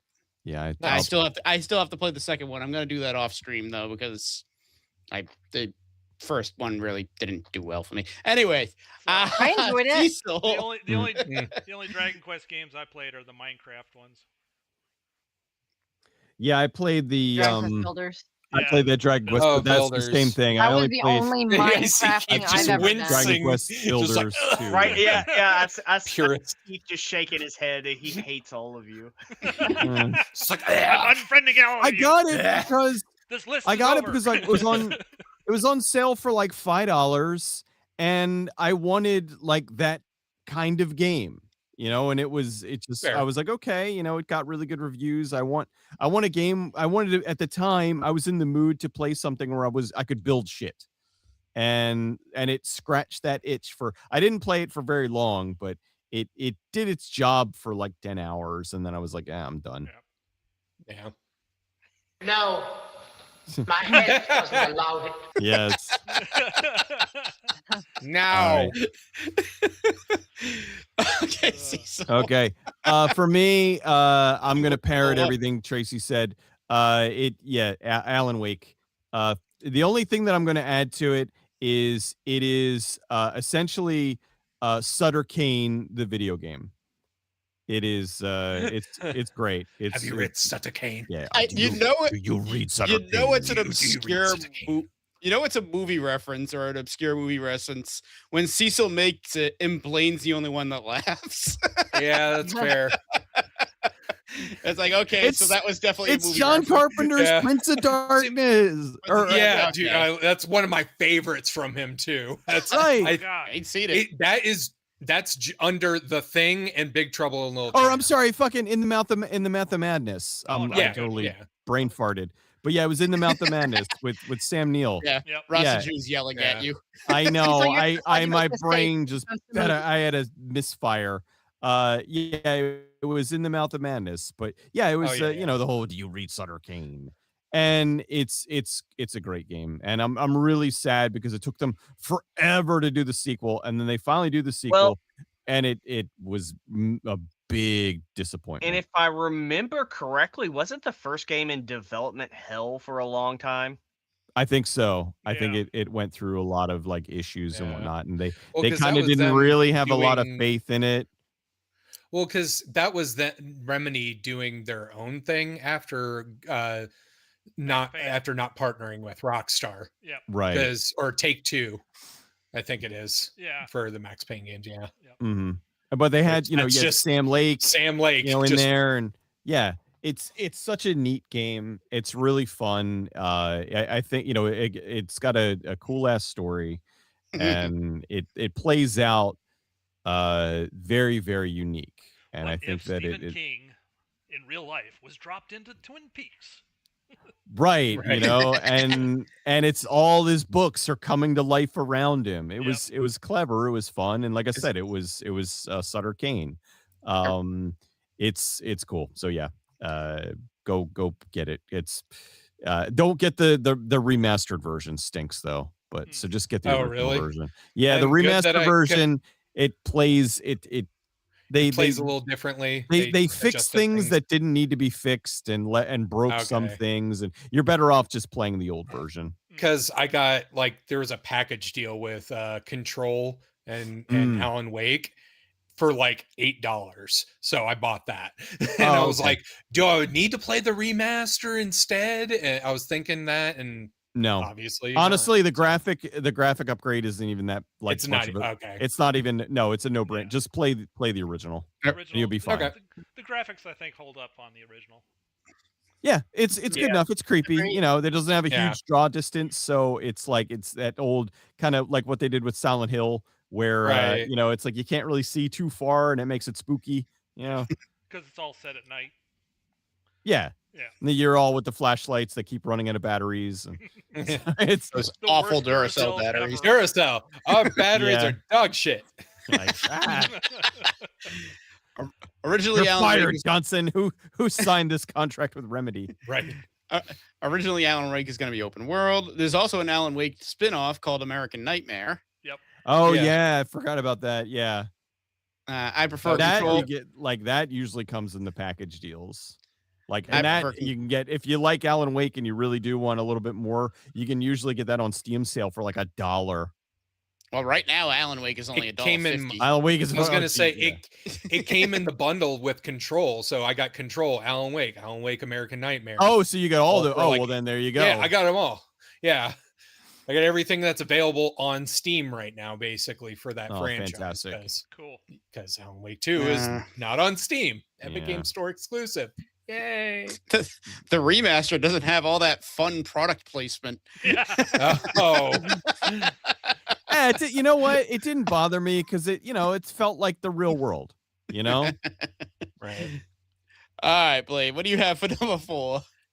So my number 4 game, and this was one that was really hard for me to place because I enjoy the game so much, but the rest on here have way too much, have such a deeper meaning for me. It's like, all right, these are all still bangers anyway. So anyway, number 4, Bayonetta. I played the shit out of that game because like one of my favorite types of games is that like action, frantic action, hack and slash type shit. Devil May Cry is one of my favorite franchises of all time.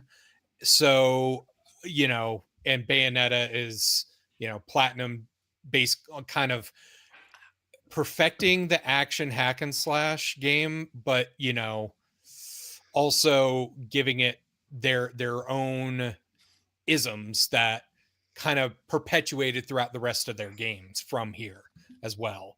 So, because I believe this was the first game that they did under the Platinum label, under Platinum Games, if I'm not mistaken.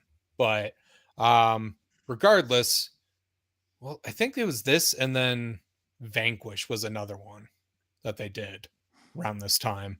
But anyway, just absolutely ridiculous, over the top, cheesy, sexy action hack and slash game. Because our titular character, pun intended, is just not only great to look at, but her dialogue's great. And sadly, do not have the big fucking tits clip. Oh no! Okay, I'm not giving you that one. You Come on! No. Just do the Kurt Angle one. Just do the Kurt Angle one. Oh, Perverted sex. basically. But Bestiality yeah. sex. Oh, What did I walk back to? yeah, right. Kurt. Perfect I'm timing. not surprised. Yeah. But yeah, no. Bayonetta is just it's one of those action games that, like, it is near and dear to me, and it not just because of the character itself, but just overall how the combat is, level design. For the most part, 3 kind of dropped the ball a bit there, but that's, if we ever do a 2020s something year, then I could go on about that one. But I can't do anything after the 2020s because my list will consist of about 2 games. Yeah, same. that's So fair. your best Yeah. and worst game. Same. It's definitely starting to dwindle, but Yeah. it's just great game that I think stands a test of time as well. Excuse me. All right, Moon. Cecil? Number three. I Huh? sneezed, but I managed to mute before. Okay. You know me, I have to sneeze like 50 times. So Well, I wasn't sure if you were sneezing do that too. or sneezing. So yes, no, that was a sneeze. I was out in the cold all day, so I'm sure I'm gonna catch. I have something that I caught while I was out in the city. AIDS. Yeah. Well, no, I got that from the bathhouse. Okay. All right, Moon. What do you have for a 3? Number 3, another one that fell through the cracks. The Saboteur. Which I believe was EA. Set in World War II, you play. That's not how you spell that, is it? EUR. Yeah, let the French person tell you. Mm-hmm. You play a Irishman who is kind of trapped in World War II Paris, and you end up joining the underground resistance. Uh-oh. I'm sorry. I just read somebody's comment. Go ahead. I got the Beastman AIDS. Beastman. Beastman? AIDS from Rand. Chocolate goo. In your Beastman, asshole. Of course. The That memes, Beastman. the memes. I was laughing at the red comment. But anyway. Sorry, Moon. Go ahead. So, You took him out. Saboteur, it's an open world. You're basically single-handedly freeing Paris from the Nazis. One of the interesting game mechanics is any area that's occupied by the Nazis is in black and white with red tones. And as you unlock areas, color comes back to those areas so you know you've gotten them. Well put together game. It's got a parkour system where so you can climb buildings and whatnot to get away. Just well put together. There's a race in the middle of it because your Irishman is a race car driver originally. Mhm. So they had to put a race in there for some reason. It's kind of clunky. It's a bit like that one from the Mafia game where it's just hard to control the car a bit. But overall, this game was just great. And again, another one of the few that I actually finished. And, Uh-oh. Uh-oh? We got controversy. What's the controversy? This was 09. No. December of 09. No. Oh, wow. Well, maybe Moon didn't play it till January. I was going to 10th. say, because that would have been on my list. Hold on. I'm going back to the entry. I want to make sure. Because the entry was... Scandal. You're making a mockery of these things. Well, because I remember this game because this was the last game that Pandemic did before they got closed down. All right. Yeah. All right. I didn't read the entry. Oh, it's okay, Moon. The site I got it from, fine. I didn't read the entry. It came out in 2010 as a mobile game. You freaking asshole EA. Well, you know what? The mobile game is what's on your thing. No. We're gonna fix this. We're gonna fix this. Okay. We're gonna fix this. So Sakura Wars. So yes, Sakura Wars, yeah. Let me bring up my list and take a quick look. I was gonna say while you're doing that, because I recall that this was the same developer that did the Battlefront games as well. The first two original Star Wars Battlefront games. All right. From my list of games I didn't put on the list, I will put.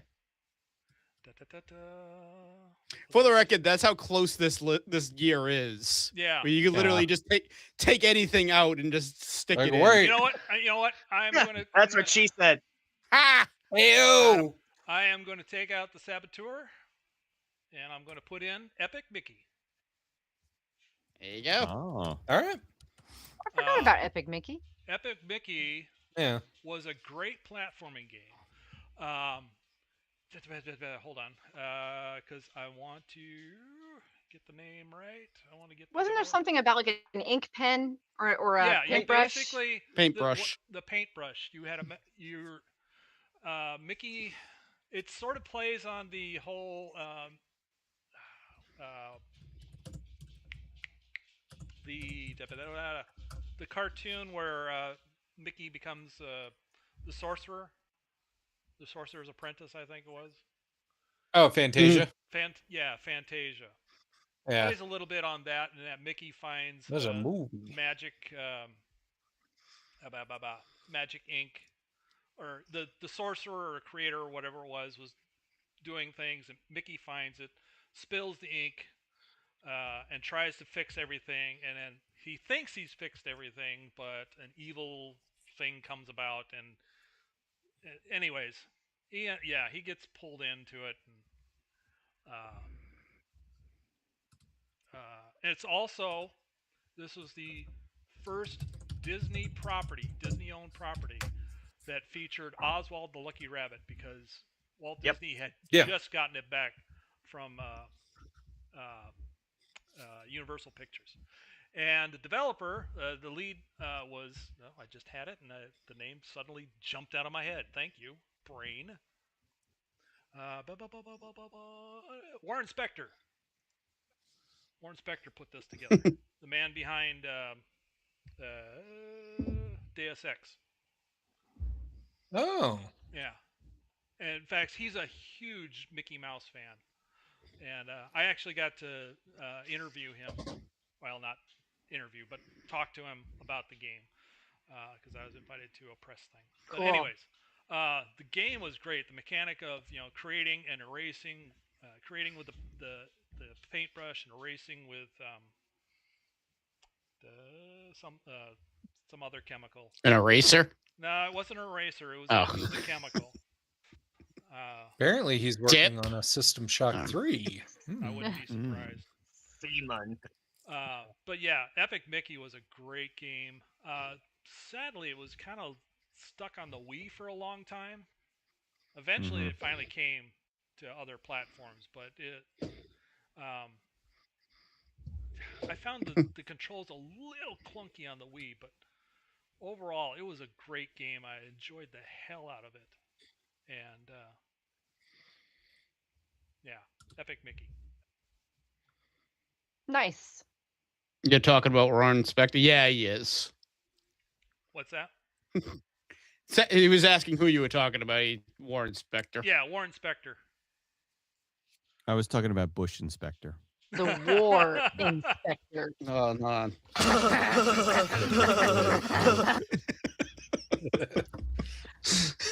Yes, as it should be. All right. So my number 3, speaking of bangers that nobody has mentioned yet, Pokemon Soul Silver / Heart Gold. They're just going to do Soul Silver, though. Pokemon. You put the Pokemon in the blonde. Matt, Now, let me show you. Most of these lists that we've done, we've had Pokemon games that have come out those years, but the years were so good that I couldn't find a way to stick it on there.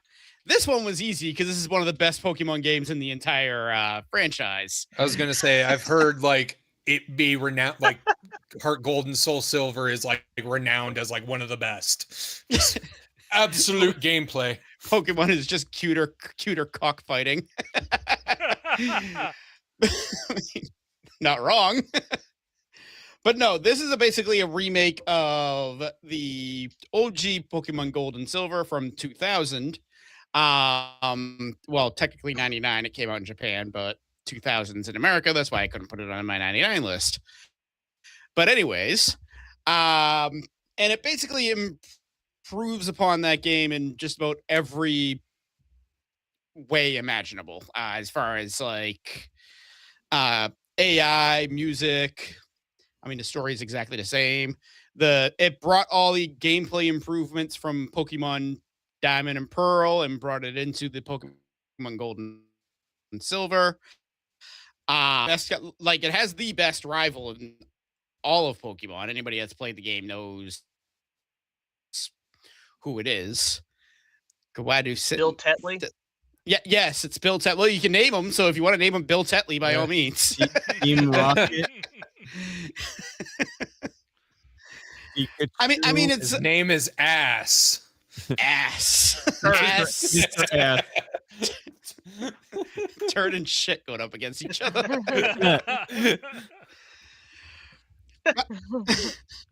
I know I'm not. I have a hard time selling these things.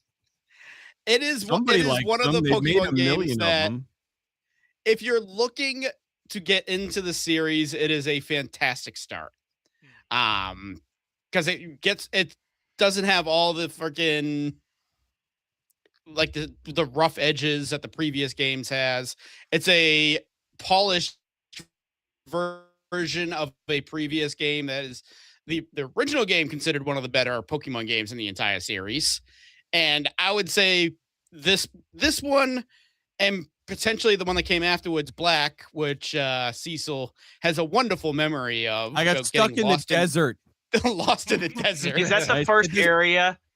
No, it's about a few hours quarter-ish into the game. Okay. I said this game stinks. I'm done with it.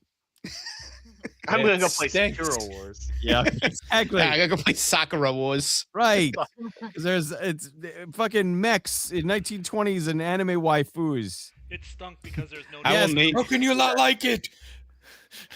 I will name you Roger Ebert. Would it be more appropriate to name the Snorlax after Roger Ebert? Yeah, no, I am the opposite of Roger Ebert. I don't know. Spirit Pokemon.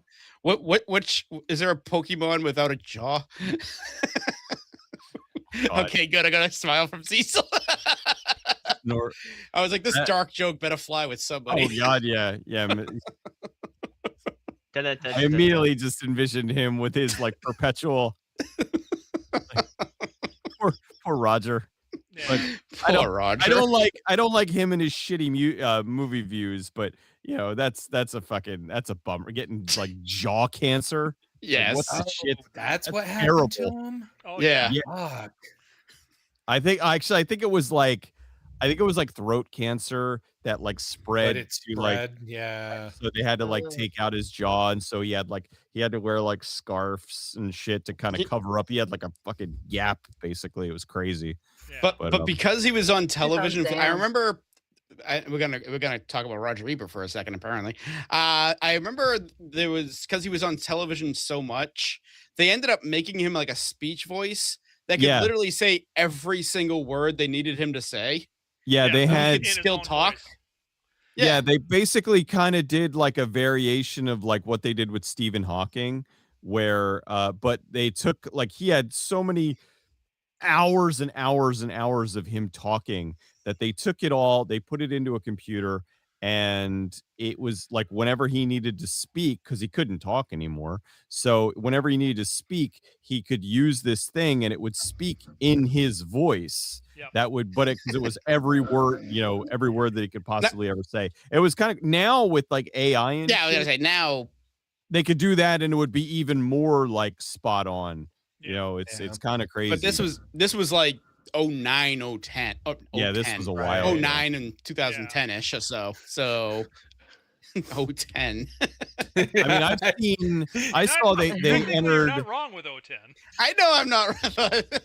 They entered like hours and hours and hours of Joe Rogan into AI, and they were making like fake Joe Rogan shows where it was just like you couldn't tell the difference, and it was really kind of scary. I liked when Joe Rogan interviewed himself. Anyways, Pokemon Soul Silver, great game, great beginner. Like if you want to start with the franchise, it's one of the best games to start with the franchise. Try it out if you haven't. If you have, you know what I'm talking about. So, anyways, I'd love to if it wasn't very expensive, but although I mean, there's ways. I didn't say it's that. a DS game. That's true. Yeah. Plenty of ways to play. So for number 3, I'm going Rock Band 3. Mm. Because with the people in this room, I couldn't tell you how many hours we probably had locked into playing that game together. Mm. Hundreds, dare I And say. then we always made poor Cecil always do vocals, and we would always pick the annoying songs. Look, I willingly sang some Hillary Duff songs, so I don't know what I don't know what you're talking about. Rock Band collab stream when? Well, unfortunately, I believe the servers had gone, so I don't think we'll ever have a Rock Band collab. I mean, I know there are ways around it, but it's a matter of we'd have to do a workaround for like all of us and in getting all of it I mean, I'm sure it's possible, but it would definitely require some work. And Clone Hero probably has something. Clone Hero, I would say there's something, but you know, a financial incentive would probably make that happen. I would also say yes to me because it's my stream. No, send it to me. I'm the famous one. Money. Cecil. Me money now. Sick. Send money. Me Ooh, he card me good. It's Kern, stupid. Yeah, I'd also say the potential of hello, Mister Fortnite for a Rock Band collab, but I just played that the other night, and it's very limited. It's only whatever songs they happen to have. Well, and then it's the vocal is just the button key thing, so it's not like you're really singing. Oh, it's like it's just it's a rhythm game. But I guess that's probably for the best because they don't want somebody singing the Sonic 06 song into the microphone. Remember? Oh, what was his name? Was it Draguna? Where he would just be singing the fucking He ripped it right off. I haven't thought about him in a long time. I know. Where did I pull that one out of? Wow. God, that was fucking 20 years ago. Yeah. Mrs. T just perked up at Cecil's famous comment. I don't get that. Apparently, you said something on stream at one point. I said a lot of things on stream at one point. Not everything you're proud of. Usually awful. No, well, I say dumb things, for a living. What do you want out of me? I talk a lot. Kind of steamrolled all over Patrick's. Everything that I have a feeling there's going to be somebody else that's going to go clamor on about. I have no idea what you're talking about. Yeah. Plus, we've already talked about it. All right, your turn. Okay, my number 3 is Super Scribblenauts, which was my favorite Scribblenauts game. And it's only number 3. Yes. Blasphemy. I know. This year was stacked. Right? This year was stacked. Yeah. That wasn't the one with Batman and stuff, though, right? That was just no. That was that's DC Superheroes. DC Superheroes. Okay, that was DC Superheroes. Super Scribblenauts was just the second Scribblenauts, I think. Yes. Yeah. That was fun. They're all fun. This is the one where they started to you were able to start adding adjectives. Yeah. Right. To change things a little bit. Mm-hmm. Which was really fun. Which led to some horrifying results on my DS stream. Such a great puzzle game. Mm-hmm. Didn't somebody? And I think. Oh, sorry. Never mind. No, go ahead. Well, I was just gonna say, didn't one of you guys recently talk about your kid playing the game? Yes. Yeah. Maddie. Yeah. And she made the tank sleigh with Santa having a gun. Yeah. Like, somebody's been naughty. You know what would be Garbage Day? You know what would be absolutely killer for the next generation of Scribblenauts if it's voice controlled. Like that, because that's the thing. Like, what I mean is that, like, because that's the downside to it. Is that if you're playing it on the console, you have to do the thing where you move the you move the analog A, you have to spell the word out. At least on the DS, you could kind of scribble it in. But if you could say brown Cthulhu that's like 100 feet tall. Like if you could like that could make it so much more fun and would really you'd be able to come up with some even crazier concoctions because there's certain things where you just you decide not to put it in because you don't feel like writing it out or you don't feel like fiddling with it. So I think that would be a really neat step if they do put out another Scribblenauts. Well, and the funny thing and is, they really is that, like, should. They most certainly consoles have built-in mics either within I know on the controller anymore or the itself. I think the only one that doesn't is Xbox, but I mean we'll see what happens to them soon. They're going away. Yeah, they're becoming another Steam. Mm-hmm. Yeah. All right, Cecil. Oh, Splatterhouse. Nice. Fuck yeah. It's like Darksiders? No, Splatterhouse. No, Splatterhouse. Splatterhouse is awesome. Yep. It is so anyway. Underappreciated. Yep. You've got Jim Cummings playing the Terror Mask. You have the original Splatterhouse games as unlockables. Really excessively violent, fits the title to a T, is fun to play, is hard but fair. Yep. And I enjoyed the shit out of it. It is a killer game. It was on my short list to play. I had it in my GameStop cart, ready to purchase, and it was on my short list to play until I saw the list of games, and I said, "Oh, I do not need to complicate this." So I didn't end up getting it to play it, but it was on my short list. You should. It's worth it. Yeah. It was on my short list for this list. I was thinking of adding it. I am like one of the big fans of it, and the thing is, there was a guy I know. It was just at one of the convention. It was at a convention nearby here, and there was somebody who came as Rick wearing the Terror Mask, and it was like, holy shit, fucking Splatterhouse cosplay, let's go. Yep. So yeah, very, very, very cool, very much worth playing. Yeah. Unfortunately, I don't think it got put on PC or anything, so didn't. you have to get it. You have to get it on the console 360. version. Yeah. Well, PlayStation 3, I think, as well. But I enjoyed the hell out of that whole series. I mean, I still have my original TurboGrafx 16 versions. Me too. So, all right. I'll be right back. I have something I have to take care of. Okay. He's got to poop. Talk about Splatterhouse. No, not Splatterhouse, but yeah, I got punch the clown. He's got to go punch the clown. We're going to be talking about the penis. All right, Blaine. While he's gone, you want to run down your 3? Excellent. Yeah, my number 3. I'm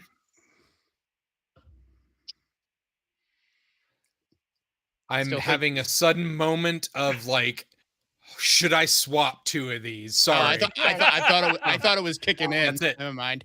Yeah. It's like, oh, The mushrooms are no, kicking in. yes, it's taking hold, Uh-oh. and that's when All the this acid talk of began to take Splatterhouse hold. got him the vapors. Yes.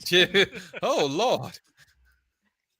But no, so actually I am making this quick decision. I'm just gonna do a quick swap here. So my number 3 is gonna be Red Dead Redemption.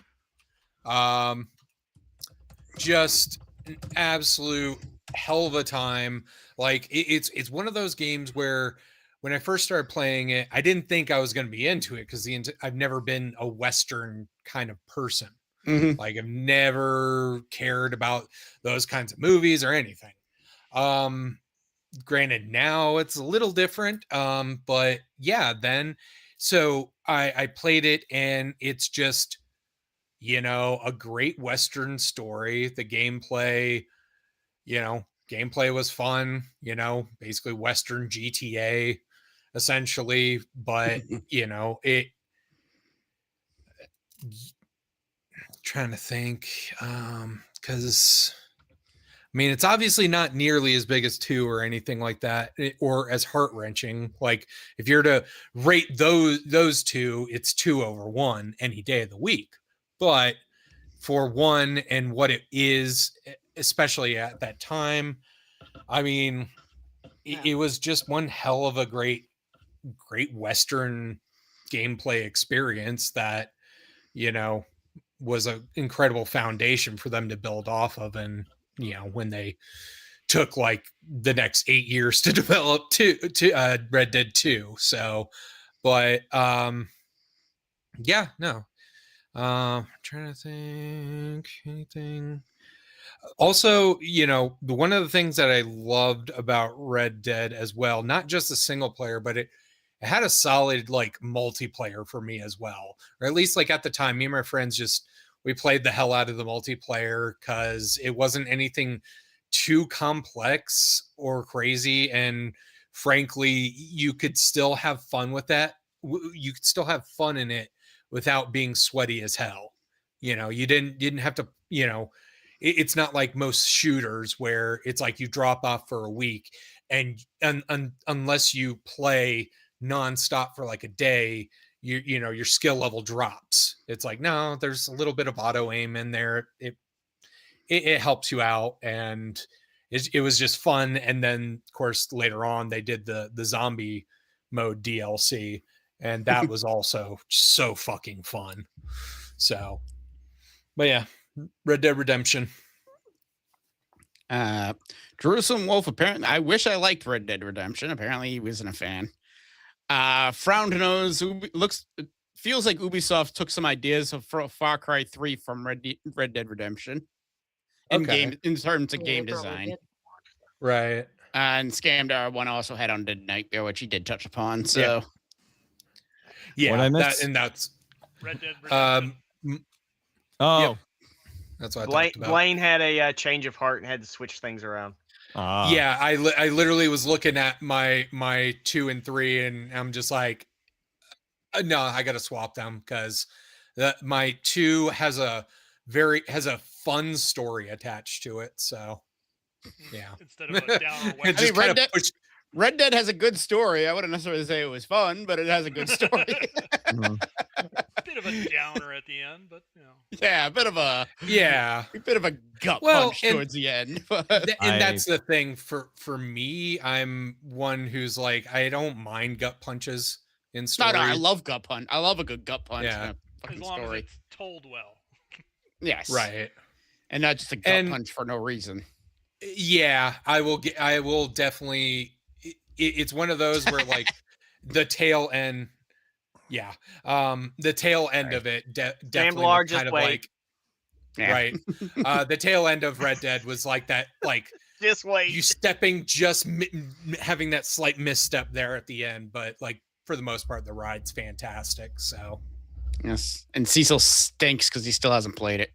I played a little bit of it and I was like, I don't like cowboys, and I turned it off. That was actually funny because I was part of, like, when I first played this game, I've never been like, I don't really dig cowboy movies never digged cowboy movies that much or anything close to that. When, like as a kid, everybody would be doing, we're playing cowboys, and I'd try to like throw some sci-fi in there and they get pissed off at me. So like Cowboys versus aliens. Exactly. Yeah. Which stunk, unfortunately, but still, hey. Yeah. It's nice visuals, but that's about it. It was like, oh, pretty colors. Oh, wow. Where's the substance in this? Oh, things are just happening. Okay. Other than Daniel Craig's just being like his performance, because it's like, okay, cool. I dig him. There's a better thing. Cowboy Bebop. And, cowboys in space. Yeah. But yeah, so Red Dead Redemption. All right, Moon. What do we have for number 2? Number 2, Halo Reach. The story. What's it reaching for? Halo Reach. Shit! There he goes again. Oh, fucking crushed him. Sorry. Got him. No, Got him. Halo Reach basically a prequel to Halo Combat Evolved, basically telling the story of what happened and why we're here and what's going on. And man, great game, up and down, all around. Great gameplay. Um, the characters each had their own motivations. It's just No. And then the end again, a good gut punch for the end, but it lets you play out Experience the end. it. Yeah, in a like way really that get in there. It was a satisfying way of playing out the end to me. But yeah, and I'm sort of an oddball when it comes to Halo because the two Halo games I really, really like have nothing to do with Master Chief. Halo Reach and ODST. Halo Wars? No, Halo Reach and ODST. So Halo Wars. I don't think I've played Halo Wars. That's the I have RTS not one. either. That's the StarCraft. Yeah, clone. I'm not an RTS player, so Yeah. I'm just like, eh. I dabble in RTSs, but I just but yeah, Halo Reach, up, down, left, right, center. That's just my number 2. Great game. Reach is the best Halo. Mm. I played the demo for the first Halo game, but didn't like it. Will I enjoy any of the sequels? Play Reach. Yeah, I'd say either play Reach or ODST. One of those two. Yeah. Reach is kind of dialed in the controls and pace so possibly. Always answering Farnos. Yeah. Right. Yeah. They kind of nailed it as a swan song for the series. Yeah. As far as it was so good. As far as Bungie is concerned, because I believe that was their last entry. Yes, it was. Yeah. Because 3 was already out by that point. So, so that was their swan song for the series, and what a way to go out. Yeah. Kind of waiting for Cecil to get back before I get to my next one. Okay, it might as well have been, considering how the rest of them have performed since then. Yes, shit. Too bad there was never any more Halo after that. Yeah. And John Halo never shot his gun again. They never ever made a TV show about Halo where he had sex and took his helmet off. Rasta Jude. 3 of my top 5 haven't been mentioned yet. I didn't know about that. I didn't see that. Wow. Look at this year. Oh, the John Halo TV show that had like a Ford yeah. Fiesta in it or some shit. And since it was Pablo Schreiber, they're just like, he has to take off his helmet. We have to show up Pablo Schreiber. Mm-hmm. Do you? Really? Yeah, Do you need to show off porn stash from Orange is the New Black? Not really. Anyway. Master Cheeks. So, yeah, man, that's right, Master Cheeks. I mean, He was the in Halo Reach around. Mandalorian has pulled it off. I mean, they've only showed him a couple times, but that was story based. Exactly. It's right. It was necessary, very necessary in those moments. Yep. And with Halo, it's something that's notoriously he always does. And they're just like, let's just throw that out the window. Fuck it. It's not important. The other thing is with the Mandalorian, they're not showing Boba Fett. They're showing the Mandalorian. Yeah. So this is a different character. So there's not, I mean, I don't think it was necessary for them to show his face, but I'll never understand that like weird thing with like celebrity where it's like, well, we have this famous person, so we have to show what they look. Everybody knows what they look like. Yeah, you know what? Exactly. Well, they have to prove that he's actually in the show. They have to prove that he's in the show, you know. But here's the thing about the Mandalorian.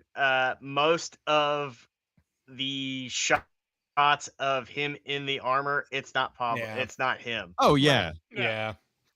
I think maybe in the first season, there's two other people that wear the armor way more than he does. And then I From what I believe there's understand- some of it that is just completely a 3D model, you know. So yeah. From what I understand, it was like the first season he was in it a bit more, and then after that, it was just After like, that, this dude's getting way too famous. Yeah. Because no one is gonna pick these, my 2 honorable mentions were Plain Sight, a great action land party game, and Fairy Solitaire.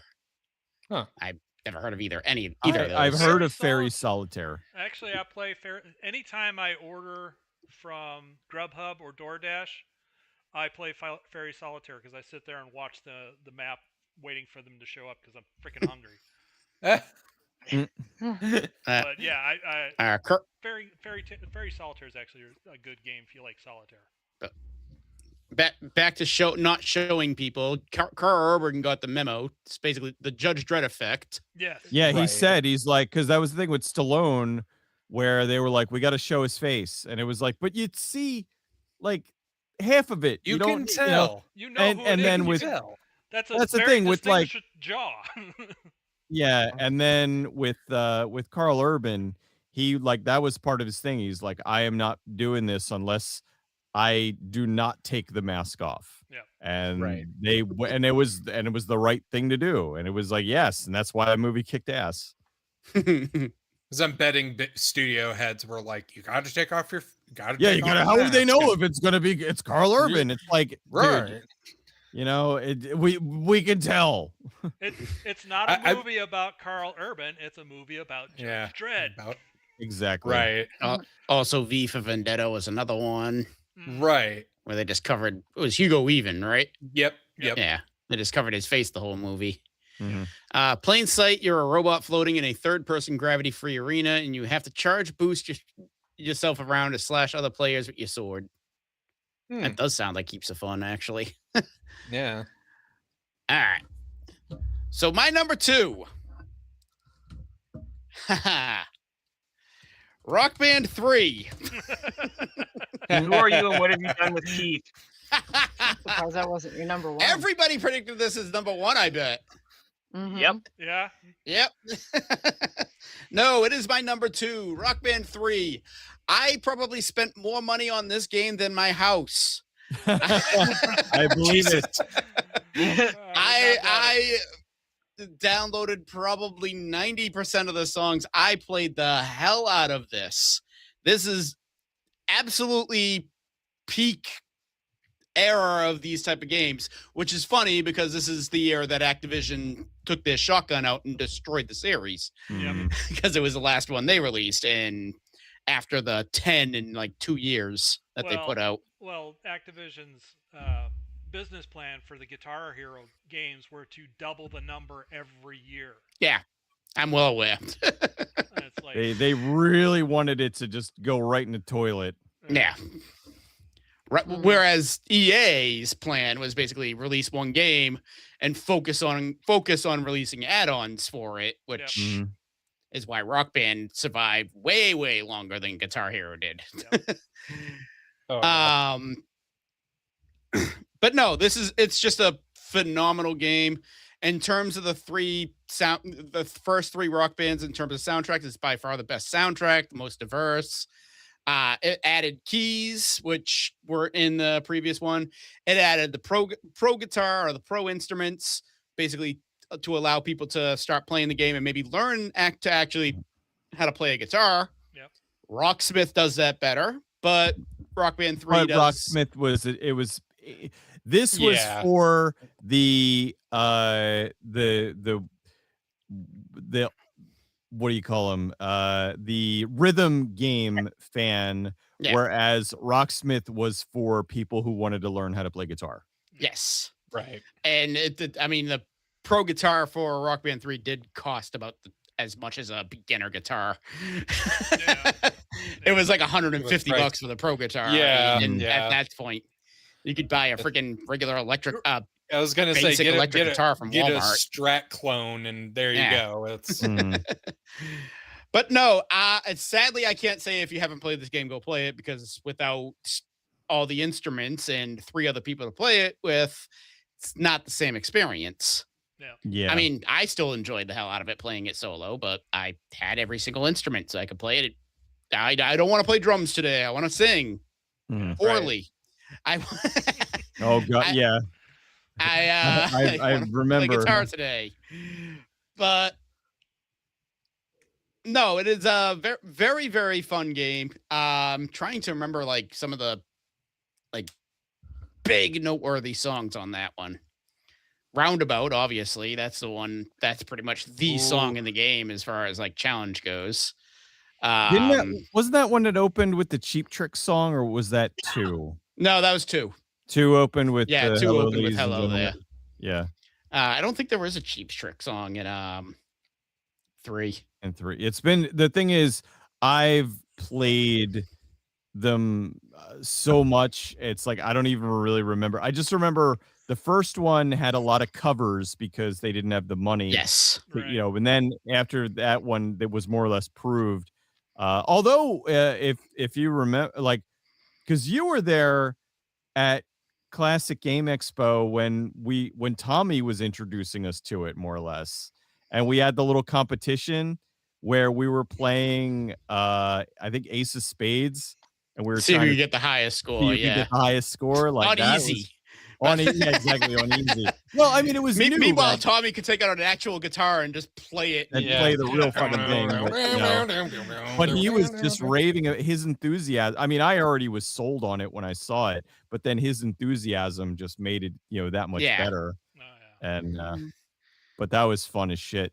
But yeah, Yeah, all the songs blur after a bit. Yeah. I mean, and especially because I've gotten like all the customs, so there's so many songs where I'm like, I don't even know if this was like a legit song anymore. You know? If you told me the song, and if it was in Rock Band, I could tell you how it came to be. Mm. I'm that much of a psychopath. That much of an autistic idiot savant.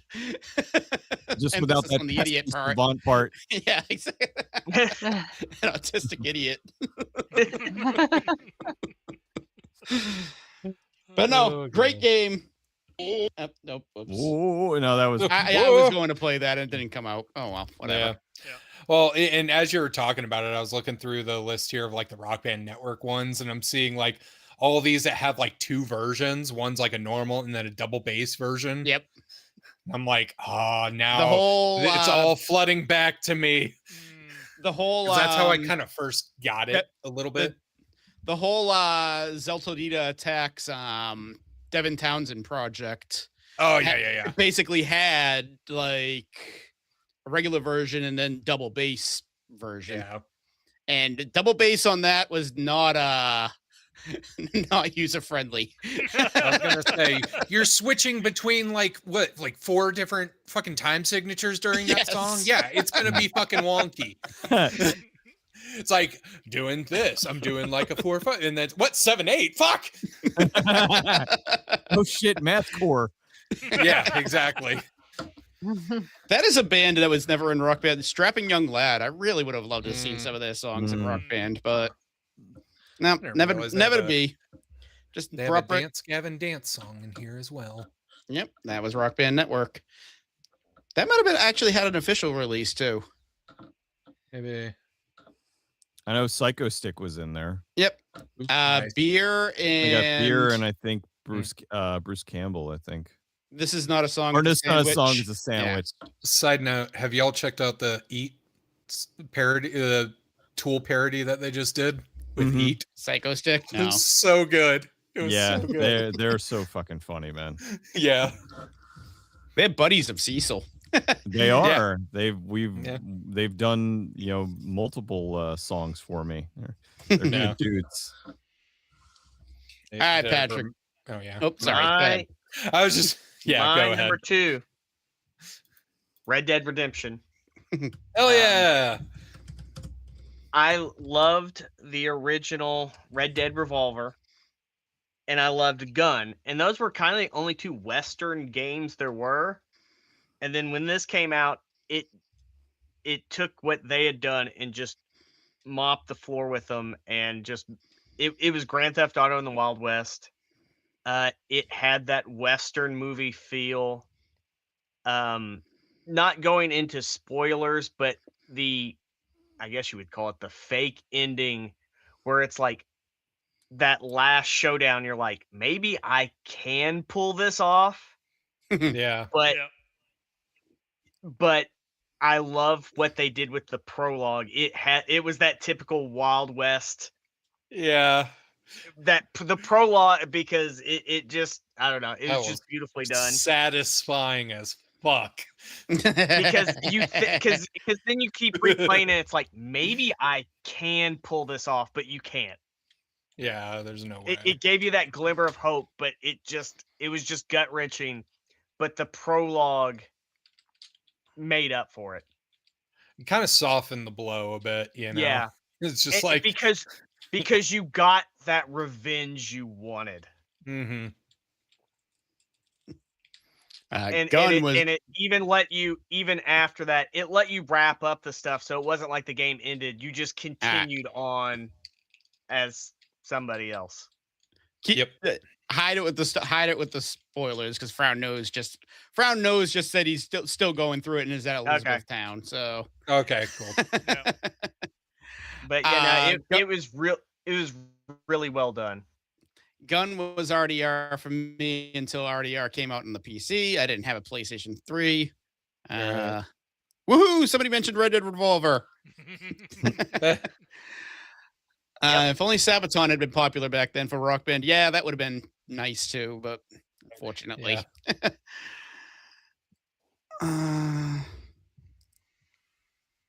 That's all I got for All right, Bridget, what do you have for number 2?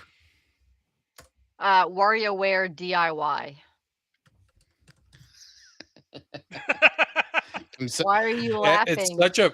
I'm laughing at Keith. It's a Bridget list. I told you all before this stream even started that this was the most predictable list ever. No. I'll explain when you talk about it. Just talk about it.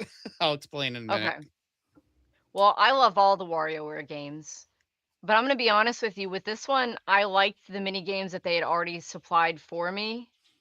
I was not crazy about the actual do-it-yourself part. I tried making a game and it stunk. It was hard. It really was. It let you like program your own mini games, and I was not good at it. So I just played it for the mini games they already had available to me. But so much fun. I love WarioWare games. The original is like in my top 10 favorite games of all time. Mm-hmm. That's all I have to say about it. I know. So I was cycling between two. This almost ended up being my worst. Really? Oh, yes. What? Wow. I love the WarioWare series, and this almost ended up being my worst because of the aforementioned game design aspect. Yeah. It wasn't really hard. It was, you would spend hours making a game, and it would be the most basic, just press one button at the right time game. Mm-hmm. And oh god, you gotta actually fucking use the if-then statements to fucking program it or something. Jesus, if it takes you that long to make that. Yeah. Let me do some literal fucking programming. Game Boy too. Right. It was on a DS. Still, yeah. It's like, what the fuck? It was hard. It's and I thought the games that came with it were also that same, because they were made with that program. So they were the same, like you could, any of those games that came with it, you can make with that program. But obviously those are the actual designers knowing how to do the thing. So, yeah. Right. But even still, I did not. This is the only one I think I did not care for. And that's okay. Here. It's not everyone's cup of tea. But like I said, it's not my worst for the year, so we'll get to that. All right, Cecil. Well, for me, for number 2, it is also Rock Band 3. I thought you were gonna say WarioWare DIY. I honestly have. I have only.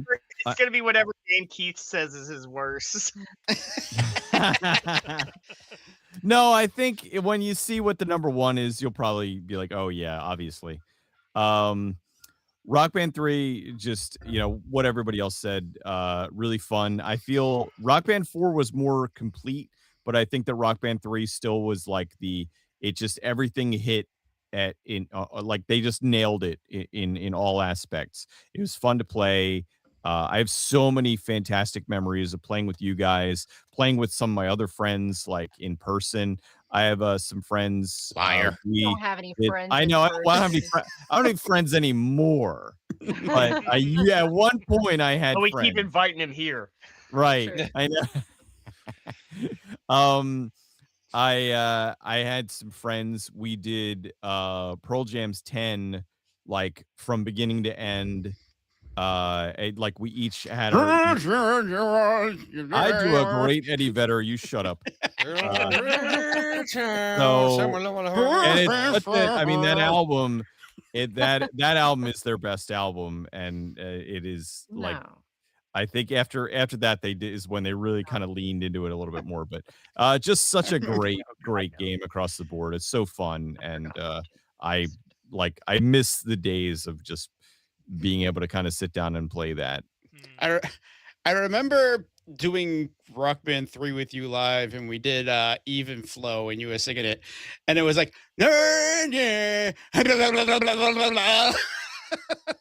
like you'd say sitting on a pillow word, and then that's all you would do. On a pillow made of concrete. You know, I don't remember the lyrics now on top of my head, but that's why I just mumbled everything. But you mumbled all the stuff. No, I was doing the words at the like I was singing along with it. If back then I'm just saying now I can't think of the words off the top of my head. But aside from rest is it on a pillow made of concrete. Yeah, that's one of the lines. Yes. Rasta Jew, has anybody on the stream got a number one that no one else has picked yet? I can confidently say yes, somebody does. But does anybody else? I think there's two of us that have the same one. Possibly, yes. I'm fairly No, there's no possibility. I'm fairly certain my number one is not on anybody's list. Okay. Mine is. Mm. Mine is.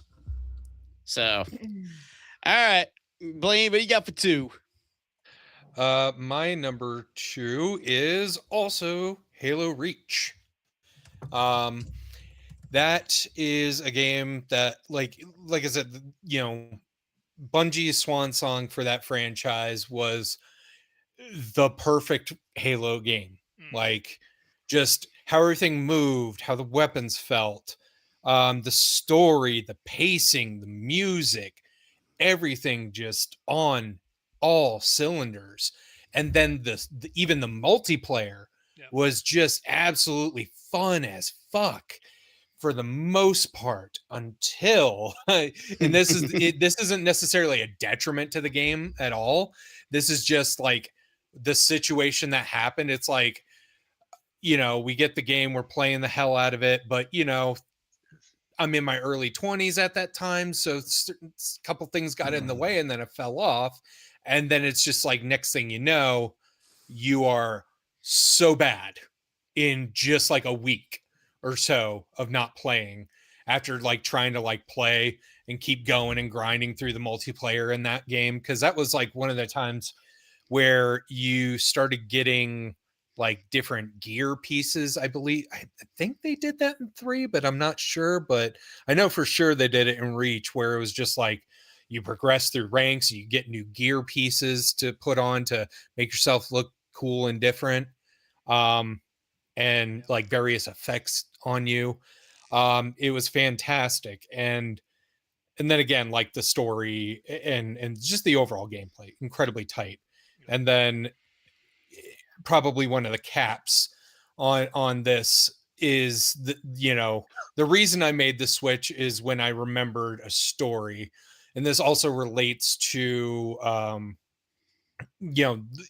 that the bit about not playing multiplayer for a second and then just kind of dropping off a little bit, because so me and all my friends were on there all the time, just playing the hell out of it. And then, some of us start dropping off a little bit. And then there was my one friend who, just kept playing and playing and playing and kept going. But, the kids that are playing like all day long and have no job are starting to get that edge. And that's when, I fell off and a couple of my other friends fell off, but he still kept going. So we're all hanging out there one day, just, having fun. He's playing a few matches before we were going to do something else. And like when we got there, just the overall energy in there was just like, because he is getting stomped by the sweats. Like they're just completely dominating. And he's just getting so mad about it. He's like, I'm putting in so much time, but it's just not enough and all that. And his little 1-bedroom apartment is mostly carpet except for the kitchen. And then like this little small patch that was right by the front door that was like a little bit of tile. And we're playing, and it just got to a point where like he kept losing and losing. And we're all just kind of awkwardly like, all right, is this going to end soon? I don't know. I was trying to coerce him out. He's like, no, I gotta get a win. I gotta end on a good KD. It's like, all right, dude. Until it got to a match where after he just got absolutely wrecked, he gets up, literally walks, just beelines to the spot where the tile is at near the front door and spikes his controller right into it. And it just shatters into pieces everywhere. And we were all just like silently just like, And I just kind of just go, maybe time to be done with Reach. It's like, yep. Somebody had reached their limit. See, Yep. that reminds me of a guy when I was in the military. He played, what was it? He played a lot of Joe Montana Sport Talk Football 2. To the point where he was beating everybody in the barracks with that game. And one day we got a new guy in, and he played him. And this guy had never played the Sport Talk football game before. Beat him. Beat this guy who played it and just was mastering it. He got so pissed, he unplugged the controller from the game, and then took it and swung that controller with the like a mace, and just again, just like you did, over and over, spiked it into the floor over and over. Pieces are going everywhere. And man, y'all have friends with some rage problems. Yeah, we're like, dude, it's not that bad. You just busted your controller. What are you gonna do? And he's like, I can go buy another controller. That's not a problem. I just got beat by a noob. It's like, dude, I think you really like, all right, buddy, you really calm down, sit down and chill. Right. That's why I just play single player games. Right? I do the same with single player. It's funny that friend doesn't play many multiplayer games anymore. What do you know? I'll jump on an MMO every so often, but nah. Right. Screw you, PvP. It's like this is a same friend who got super into like I think Satisfactory. He just like dove headfirst into that and that's like a crazy build game. So it's like, don't have to worry about too much bullshit with that. Any online game I play these days, it's got to have a single player component to it. Yeah. All right. A few from 2010s that have not been mentioned yet. BioShock 2, Mafia 2, Mass Effect 2, wait on that last one. Limbo, Stalker, Call of Pripyat, Split Second, Assassin's Creed 2, Brotherhood, Battlefield 2, Bad Company, Kane and Lynch 2, Amnesia Dark Ascent, Metro 2033, Black Ops, Split the Cell Conviction, Prince of Persia Forgotten Sands. It was a banging year. There's a lot of good shit this year. The year is. Like there's Darksiders, Force Unleashed 2, Dante's Inferno, Fable 3. So, I got to bring up a quick. We can only pick 5 and 2 honorable mentions. Yeah. I do have options to are bring limited. a quick story about Split Second. because I also thoroughly enjoyed that game as well. yeah, so I enjoyed the hell out of that game. So good. But at the year that came to PAX, I was a PAX enforcer working in the expo hall at that. I think that was my first year in the expo hall, and they had a booth set up next to another game, and this other game, I was like, and I had both. I was in charge of both booths, and the other game was all right, but I didn't see much potential for it. Thinking it's kind of niche and it's not going to go anywhere. But the split second game, that's a lot of fun. There's a lot of people coming in, they're playing it, they're enjoying it. That other game that I didn't think was going to do much, wasn't going to go anywhere, League of Legends. Oh shit. Wow. Oh shit. You're not in charge of my investing anymore. I am never having you invest any money for me. Oh Wow. god. I think Betamax is going to Yeah, take well- off. That's a cool story.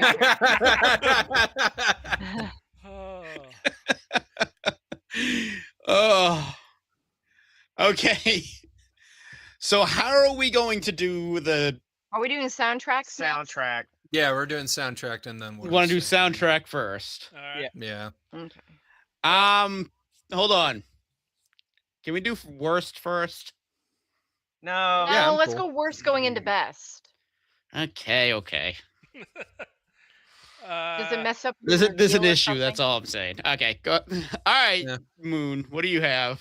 So I didn't really have a soundtrack pick before today. Most So- people didn't. Don't worry yeah. about it. So I had to stop and think I did about because it. he kept and, going on about it. I ended up having to go with the one that I kind of remember, and it worked well with the game, and that is the soundtrack to Alan Wake. I thought it created a good atmosphere. You know, the regular soundtrack and it created a good atmosphere. The extra songs that it put in there with the old guard, the old gods of Asgard. Asgard, they all worked with the game just perfectly, and helping create atmosphere, helping create what was ever going on in the situation, like where you had to fight around the actual concert that was going on. So yeah, that's my choice is the soundtrack to Alan Wake. Sorry, I got to do something real quick. No problem. Punch the clown. No, I'll just no, I don't have to punch the clown. Not yet. Not yet, anyways. He does that before bed. Yes, exactly. Where is it? Sorry, I realized I copied something incorrectly. I was just fixing it. It's just trying to do that all into the gun is annoying. no problem. Okay. Alrighty. So my soundtrack. I wanted to do worst first for a reason, but my soundtrack, favorite soundtrack of that year, Final Fantasy 14. Oh. Okay, I see where this There is were going. I was actually before the stream, I had Harmony of Despair Harmony of Despair as my favorite soundtrack. And then the more Real I quick. thought about it, I was like, I kind of don't want one that's just nothing but remixes. Yeah. And then Did Soken do that one too? Hmm? As well as ARR? Was Soken the musical director for for Base 14 soundtrack? I believe You so. were- No. Oh, And fuck. for the most part, yeah. for the most part, Bass and A Realm Reborn up ARR. till patch 1.2 or 2.2 is pretty much the same soundtrack. Gotcha. There's a couple of songs like from Bass that aren't in A Realm Reborn, but Mm. for the most part, most of the hits, answers, Great King Moogle Yeah. Those are all in the original. So Okay. So yeah, Final Fantasy 14. Like I mean, just honestly, answers alone is enough to drive this soundtrack to number one. fair. And I see Patrick laughing because I have a funny feeling that is exactly what he was thinking. No. No, okay. I thought you were going to do Harmony to Despair. It was my number one, and then no, I'm laughing for another reason that'll be funny here in a minute. Okay. It was, but like I said, I thought about it and I was like, I don't want to do nothing but remixes, so we'll just go with but Harmony of Despair is still fantastic soundtrack, by the way. So but anyways, I don't want to gush too long about the soundtrack because Patrick. My soundtrack, I'm gonna go with Super Street Fighter 4 because it's Street Fighter music, and you can't go wrong with some of those stage themes. They're so iconic. Essentially, they're just remixes of them, but you can't beat Street Fighter music. I will at least say, like, I don't know. Each Street Fighter has like their own kind of dash to what the music is doing. It's just one of those where, for me, Street Fighter 4 as a whole felt like very all over the place with their music but not quite in a bad way, but also in a way that didn't like grab me as much. Like I was a really big fan of Street Fighter 5's music. Some of the songs you had, they grew on you. Like, it's like, I don't know about this version, but then you listen to it more, and then it finally grows on you. Oh. Did Super do away with indestructible? That got to me after a while. I can't hear it anymore. I'm sorry. I did like it, but no, I think you're right. I think after hearing it like for the 50th time, it did start to get really annoying. Super got rid of it. They did more of the instrumental version of it remix. Okay, that's fine then.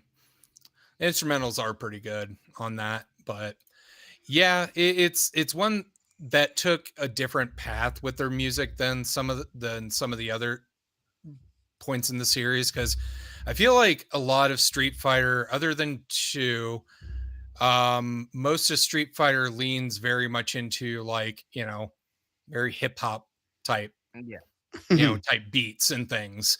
5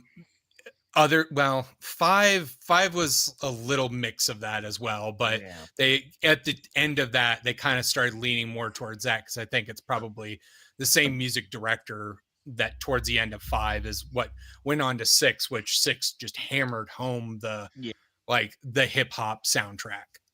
So, but good shit. All right, Bridget, what do we have? Oh, also Alan Wake. Oh yeah, I gotta play this game apparently. War by Poets of the Fall is still like one of my favorite songs. And in the game, when you're at the part when it plays and you're having to fight off all the shadows and stuff coming at you, it's one of my all-time favorite just scenes from any video game. I dug the hell out of it. It was awesome. All right, Cecil. I am going to save my score for my number one game so I can talk about it all at the same time. Well, no, don't do that. Dick. Well, I have to, because it's like smile. I don't. It's not gonna make it. It'll make sense. All right. It's Guitar Hero. Exactly. Yes, it's Guitar Hero Beatles. Actually, Warriors of Rock did come out that year, but did it? Oh, okay, it's not Guitar Hero. Nobody wants to play that when Rock Band 3 exists. Yes. Fine. All right. Blaine, what is your soundtrack? So this is one that it just hits on so many notes. It's Mass Effect 2. That soundtrack is one that Suicide Mission. That's all you need. Suicide. Is that exactly. The one where Suicide you choose Mission. the planet. No, that's Uncharted Worlds from the first game. God, I heard Oh, that yeah. song so many times. I still think about it when I go to sleep at night sometimes, and I've never played a Mass Effect game before. I And think that about damn Miranda's butt song. before I go to sleep. Right there with you, But she dude. got a Right Yes. there with you. Oh yeah. great ass, Yeah. and you got your head all the way up it. That's a lot of cake there. When I Oh, think yeah. of asses, woman's ass, something comes out of me. Yeah. I'm sure we'll be speaking more to the effect of the soundtrack and how it affects that game, and even just while you're listening to it on your own. Yeah. Yep. Yeah. So that's where Dude, I'll don't leave that cry. one. And Gosh. That got tears coming out of his eyes. Dude, you don't understand. No, I guess I He's coming don't. out of his eyes I again. glad understand. somebody- I He's still a boy. understand. I understand. Mass erect, am I right? Boners. That's the porn version. All right, so now we're going on to worst. Yep. Lovely. Moon, what do you have for worst game of 2010? Worst game of 2010. This might be a little controversial pick because I'm sure some people like the game, but Dante's Inferno. Oh, boo. My, I mean, Your hate fuels me. it's Yeah, you got a demon that has little babies come out of her nipples, and you have to fight them. It's like, come on. How can you hate You're that? getting booze from the audience too. I completely understand because it was a hard one to choose in that most of the game is good. I enjoyed most of the game, but there were parts of the game, and I think it's just my judgment of spatial things that I just got so frustrated with and just could not pass for the longest time. And it's just the simplest thing. Swing and land. It's funny that you say that. Because when I get to my worst game, there's some similarities there. So and Cecil can kind of vouch for this because we played a game a number of years ago. It was the Hellboy game. The Hellboy game? I knew you were going to bring up Hellboy. Where I had trouble getting. It was a simple thing. You just had to jump over. Just like a level lava design and river or mechanics are something just well, that slightly one off was or a something. lot clunkier Yeah. than Dante's Inferno, but it yeah. was the same thing essentially. It's a simple same thing, yeah. Just swing and land, and I spent a good 20, 30 minutes in one section just trying to do this thing. And I was doing it because I had to review the game. I promised that I was going to review the game, and it just so frustrated me, and it just kind of brought. But down you the get whole to fight. experience. But you fight the devil at the end, and his dong's hanging out. Right. That says something about you, Patrick. I love Dante's Inferno. I thought you were going to say I love hit dogs. him in the dong. It was. I mean, it was. We're gonna be talking about the penis. For a game that took place in hell. I think they did a pretty good job of representing hell, like with all the bodies and dismemberments and nudity and creepy weird demons. You know, it was. I understand. I get what you're saying. You know, I enjoyed it. Actually, almost made it into my list, but I just thought it was really fun, and what was Beatrice, just yelling Beatrice the whole game. But I get it. There was a lot of platforming where it was like, oh, well, come on. Yeah, and to be fair, I mean, I enjoyed a good chunk of the game. It's just me trying to pick a worst game for this year was hard because I can't remember playing anything that I had problems with the exception of Dante's Inferno. So I completely will accept all the boos and jeers I'm getting. Because, like I said, I enjoyed a good chunk of the game, but it was the only one I can remember that I had so much frustration with. That's fair. Understandable. Jerusalem Wolf. I loved Dante and Inferno so much I bought it 3 times. The Oh, actor, damn. If they'd port it for Steam, I'd fucking buy it again. Like, because I totally wouldn't mind playing it again. I played through it like 2 or 3 times. It's not going to get you to get the service, but it is on the Game Pass. Yeah, What, on Xbox? Xbox, yeah. Yeah, but I need a working which is also Xbox. on the PC. So, But no, I want to buy it. I don't want to like stream the fucking thing. Just saying that there is a way you can play. There is a way. Okay, well, I appreciate that. There is a way to legally play it. And Bill, You know. Bill, Yes. Who? or excuse me, Who's that? I don't know. Who's that? Sorry. All right. Cecil. To be fair, Probably tripping on LSD again. yeah. Yeah. Oh, Talking damn. about Hell and Hellraiser and Dante's Inferno. So there's LSD involved. Yeah. To be fair, Xbox is trying now to bring all the Game Pass games that are on Xbox Mhm. to the PC.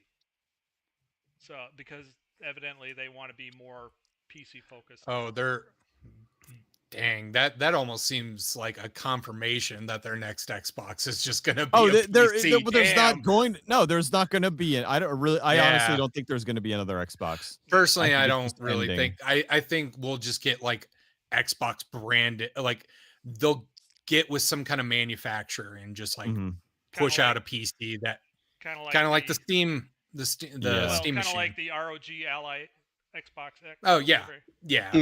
I think they really think that like they want to be the Netflix of video games, and video games I don't think are something that you can Netflix. You know, I think that not with America's network infrastructure. No. It's dog seriously. Shit. Yeah. And we're too spread out for it to really be good in any considerable amount of time. And the thing is, that model. Oddly enough, Microsoft's game streaming is probably one of the best out there. But yeah, even still. Yeah. Even still. Yeah, Game Pass, you can still download the game. You don't have to stream it. So. There's you can get it. You can get it. You can get the game. All right. You can get Dante's. Okay. Continuing on. All right. So my worst, which if you couldn't figure out what my reaction as far as having to do soundtrack first, is Final Fantasy 14. Yeah. It says a lot when a game is so bad they need to blow the whole world up and redo it. I will say this. Hell of an ending. Right. That last cutscene is phenomenal. I wish I saw it live, but since I couldn't fucking play the goddamn game because it was broken as hell. Yeah. Oh, of course. Hold on. Oh shit. I finally get to show something off. Right. Yeah, I have the OG. I got the collector's edition so I could play it early. Nice. Stupidest mistake I ever made. Yeah, exactly. So I have a feeling I'm not the only one with this on my list. I have it, but it's I have mine in storage. Yeah. It is. We were all there. It was fighting chocobos. I couldn't. I would have loved to have been able to play the game. I could barely get out of Oldo without everything crashing on me. Yeah. Don't. Every Okay. single So time. here, let's just piggyback.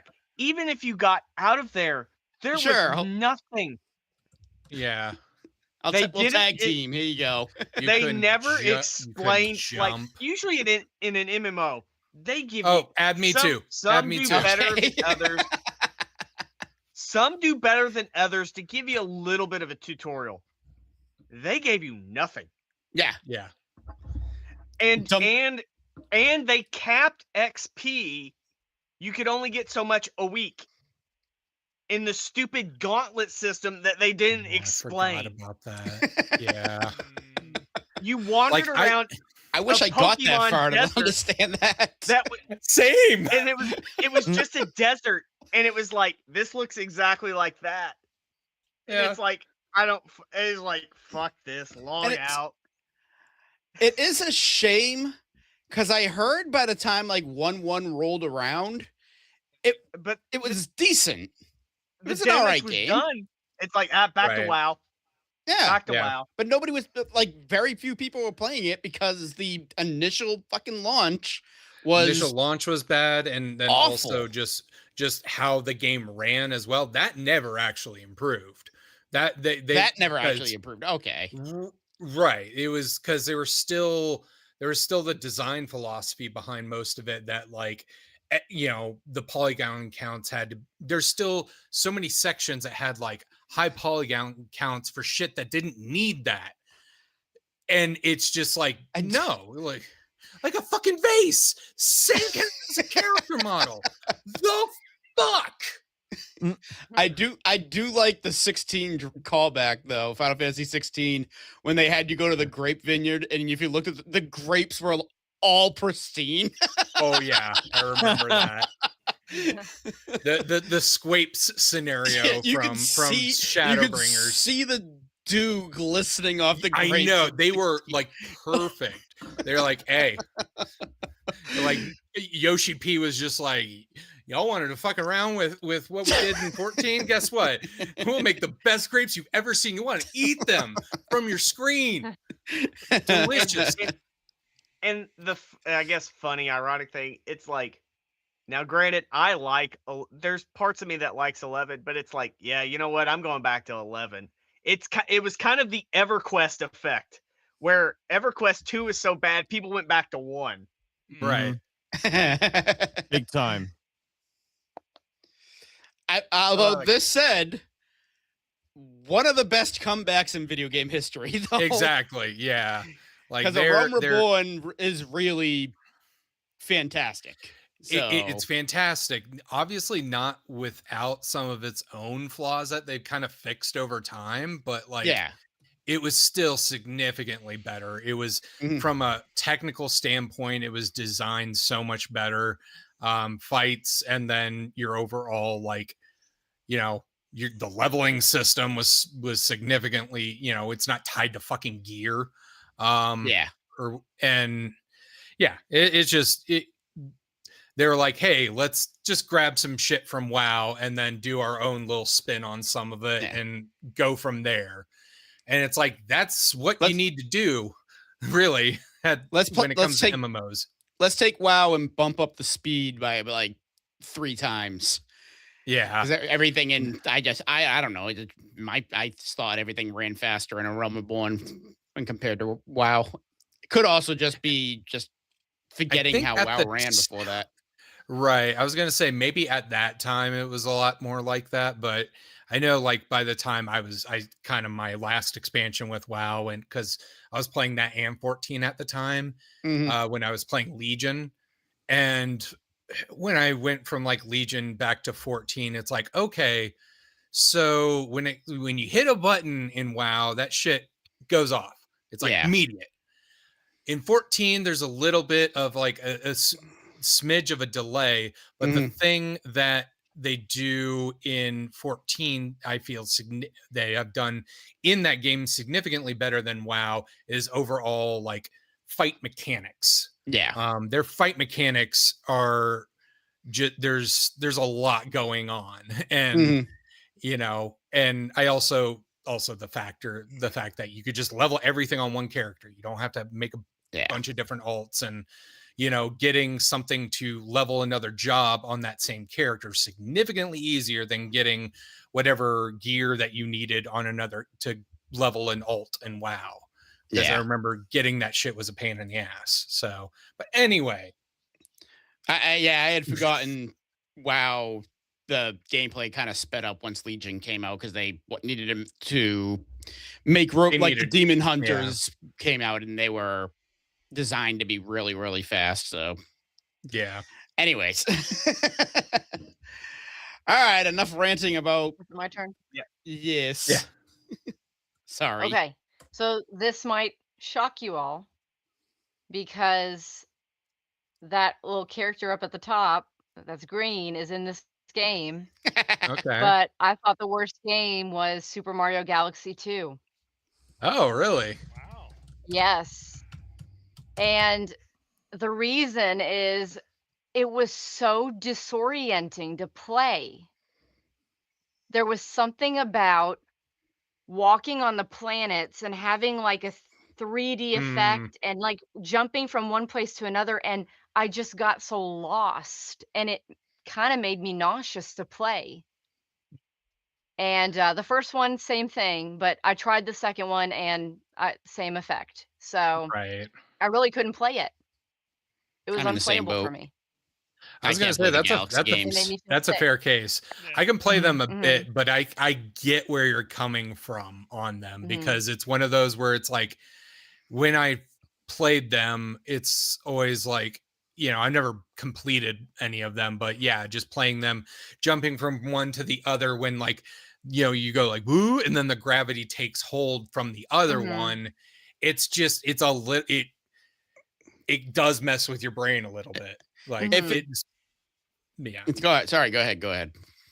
I was just gonna say, yeah, it just kind of, yeah, like you said, slightly disorienting, but for me, it was more like it just felt more like a tinge of anxiety while I was playing. So it wasn't like it didn't hit me, but yeah, I get it. It's like if that feeling was greater, it probably would be like, oh, I can't do this now. Oh, I felt like I had to go throw up the few times Right. that I It's- tried it. I couldn't make it through a level. And you know, I got the same feeling from, was it Twilight Princess?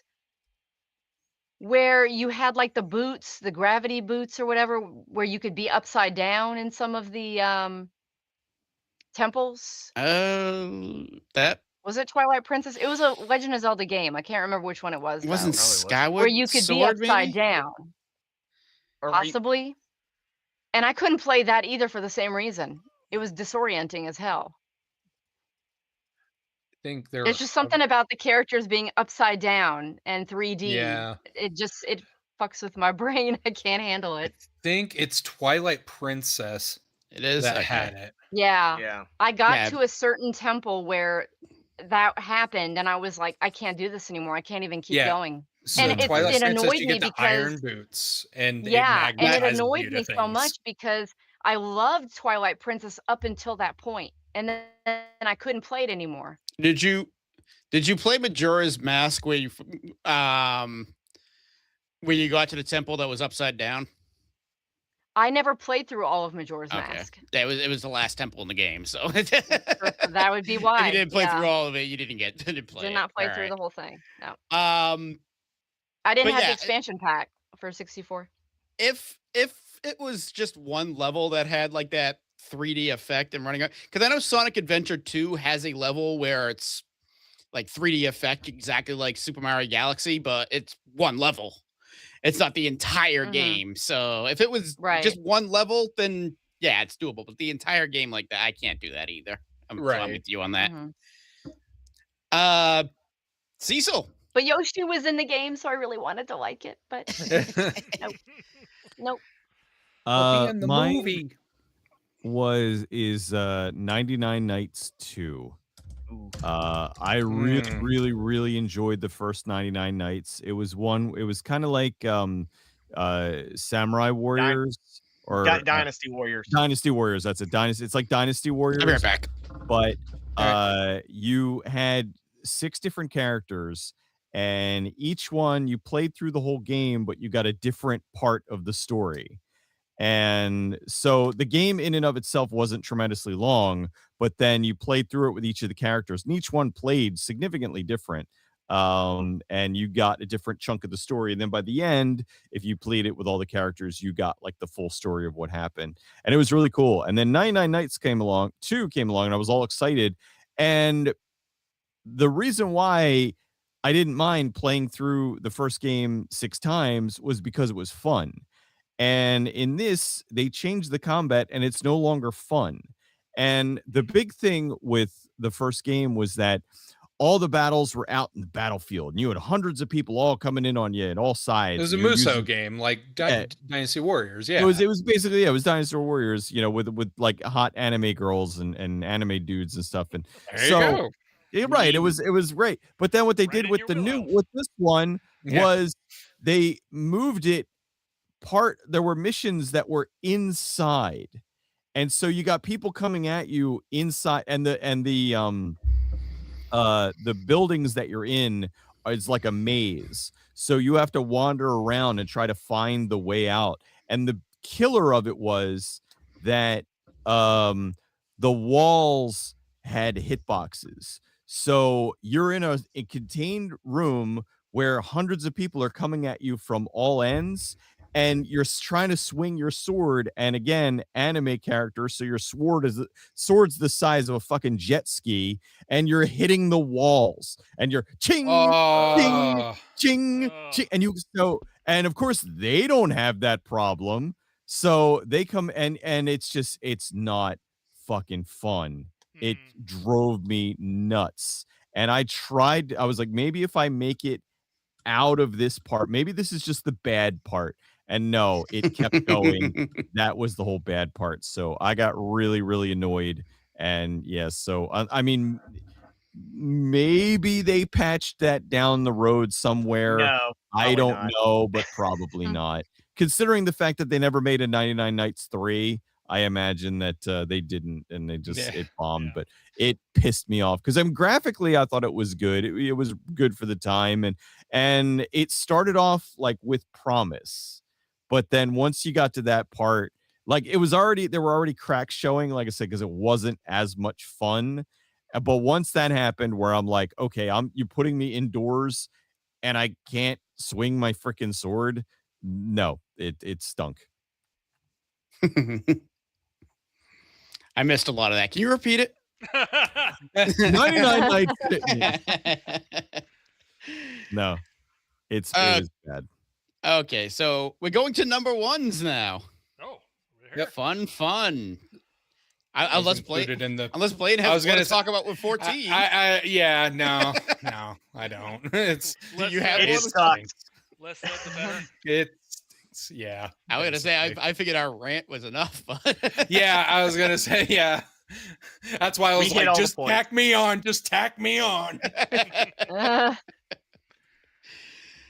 Okay. All right. What is the best games of 2010? All right. Here we go. What is one of them? Number one for me, and it was also the game I picked for my game of the year in 2010, was Enslaved: Odyssey to the West. Oh yeah. So how should I put that on here? Mm-hmm. Would not have guessed that at all. I've played that one. It's good. Yeah, it's really good. Monkey. Yeah. Future monkey. And if Cecil hasn't played it, I would be very surprised. I have it back there. I assure you, I played it. Because it's set in that ever-loving post-apocalyptic world. Yes. That's oh favorite. Boy, it's solid. The story is Monkey he starts out, he's a prisoner, breaks out, he helps a woman that's also a prisoner, helps her get out real quick. They're fighting through this train, essentially. It's like, and anyways, they get to an escape pod. She gets in, leaves him behind.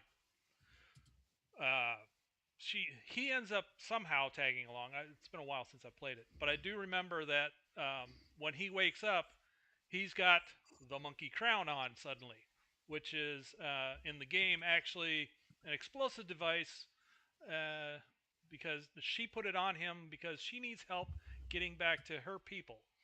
And the post-apocalyptic world is such that there's mechs wandering around the landscape, and they're programmed to eliminate humans, and so she needs all the help she can get to get back to her people. And this crown that's put on him is linked to her, so if she dies, he dies. That's part of the big. So the game is like a big escort quest.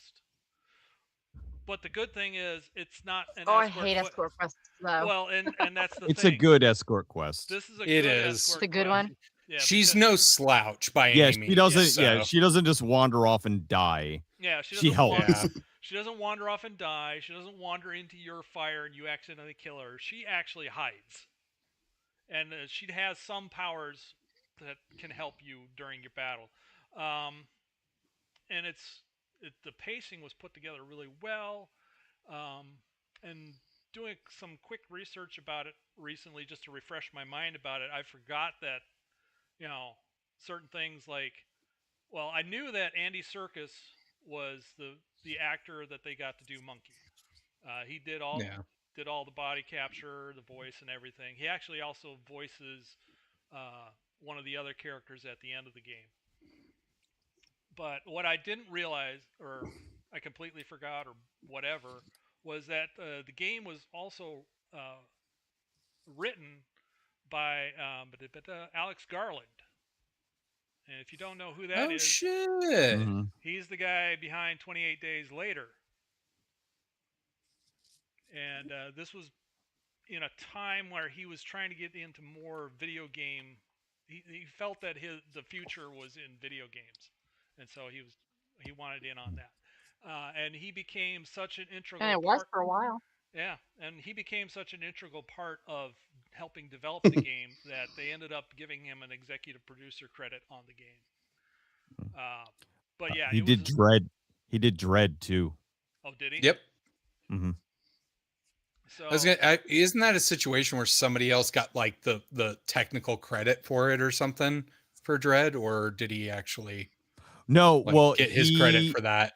No, he wrote it, and then it came out that he also directed it. Oh, right. Okay. It was vice versa. It was taking away, like they had the other director who got, but so he ended up getting vindicated like years later. But okay, I think because he wasn't in the Directors Guild or whatever at the time, and that was a whole. I don't remember the exact, because it's been a few years. I remember it was a pretty messy thing. So, mm-hmm. but yeah, he also was why Dread was so good. But yeah, so this game, it's just the platforming was perfect. The combat was perfect for me. The story was great. At the beginning, it's sort of Monkey doesn't like this gal because basically, she put this explosive on his head essentially. But eventually, yeah, that kind of sucks. Yeah. Yeah. What a bitch. Yeah. But eventually, by the end, there's a bit of a romantic element to there. yeah. Even at one point, she said, she's like, I will take the thing off of you, and he's like, no, leave it. It helps motivate me, essentially. Yeah. But yeah, it's just a phenomenal game. It's also one of the first games that really tap into not only motion capture, but motion capture of the face. Right. Yeah. So that they could act. How they put it? Because a lot of Alec Garland's writing for the game was such that there wasn't dialogue; it was more acting, and so that technology helped lend to that and helped with the game. So, yeah, that's my number one game for 2010, Enslaved, Odyssey to the West. Yeah. Chat was commenting that Alex Garland is absolute dog shit now. So I had to go and look at his IMDb. I don't agree. I loved Ex Machina. So but Ex Machina now, God, was what, like 10 years ago, right? And I thought, he did Annihilation, which I thought was disappointing. He did Civil War, which I haven't seen yet, but it kind of was like, eh. Yeah, I don't know. I couldn't tell you what he's done lately, but I do know that in the past he's had some hitters. I will give him the benefit of the doubt simply for Dread and Ex Machina, because both of them were fantastic. Okay, yeah. So. If Men was also, that was a weird one. That was a pretty big misstep. Because I'm seeing from chat. That one, it's like it was his, like him trying to do like a straight horror movie, I think, and it was. Really, I haven't even heard of this. What? Men, yeah. Men. Because like every dude in the town ends up like looking the same. It's like really weird. Like they all have the same face, and she starts freaking out, and just gets really. Yeah, from what I heard, the ending is just like really fucking bizarre, and you're kind of just like, was interesting. It's like bizarre, but not in like an intriguing way. Just like, like what the fuck do you mean by this? Like, kind of like, and not in a curiosity, like, what? Oh, like and a he dude wrote giving birth to another dude or something happens. He like wrote that. he wrote Really DMC too. I was gonna comment on that. You wrote that? Yeah, he wrote that with Don't Tay. Alex, no way. Yeah. And I don't know if you're looking at the same film list, but evidently he's working on the script for and slated Elden to Ring. direct Elden Ring. Oh boy. Yeah. Ooh, Rasa Jew, thank you for the bits. I finally get to say that at full. There you go. Hey. I'm gonna let you finish, but top 5 2010 games: Fallout New Vegas, Metro 2033, Just Cause 2, Worms Reloaded, and Alpha Protocol. Fair. Yeah. I mean, Just Cause 2 was very fun. Now I gotta figure out how to Just rank Cause those. games are just like big They're all- sandboxes. I know. It's like By let's the just, end, you're let's just like blow shit latching up a and fly 1,000 around. rockets Well, onto the ass and of on a that, cow. Crackdown 2 came out too, and Yeah. that was Oh, good shit. dumb fun. Oh my Crackdown. God, That's how many another freaking one that years. I had on my list. But it just Crackdown Yeah. 2 was so fun. That was Just on I'm my gonna short climb list. up this building and woo! Yeah. Like, See, my issue is I delete all the games that were going to be on my list, so I wouldn't like think to look back and go, no, I need to change that. So No, I just have make like a master basically what I list chose, and then so. go down and weed out. All right. Well, was this really better than this? And yeah. Yeah, that's pretty No, much what I did. make my list, and as soon as my list is made, I delete all the other games that I've played that year, so I don't think to go back and check. Well, it's a good thing I didn't do that because What you got? replace Yeah, you would have. yeah, really, you would have been like, oh, Take over shit, I need, Saboteur. Why do I I need one. replace the saboteur? Okay. So unfortunately, I don't have a number one. No. Unfortunately, I do not have a new game. So, but my number one. Oh, hold on. I can't type. There we go. Red Dead Redemption. Hell yeah.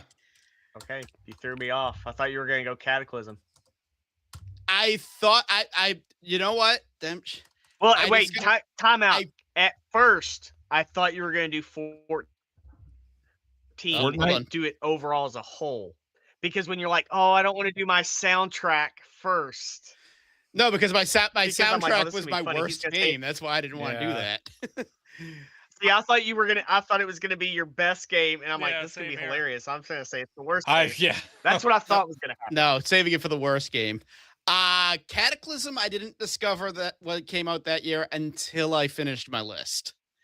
And at that point, I was looking at all the games and I'm like, I don't want to get rid of any of these because I put a lot of hours into Cataclysm. I put so many hours into Harmony of Despair, and I knew that one. I figured Cataclysm was going to be like highlighted more, so I wanted to put something that I didn't think would be highlighted as much. And then I couldn't take 13 off of not only the same reason, but I've also 100%ed 13, so I wanted to have that on there. And then the rest of them, that would be my top 5. So that's why I didn't try to squeeze Cataclysm after finding out it came out that year. But anyways, we're not talking about Cataclysm. We're talking about Red Dead, one of my favorite games of all time.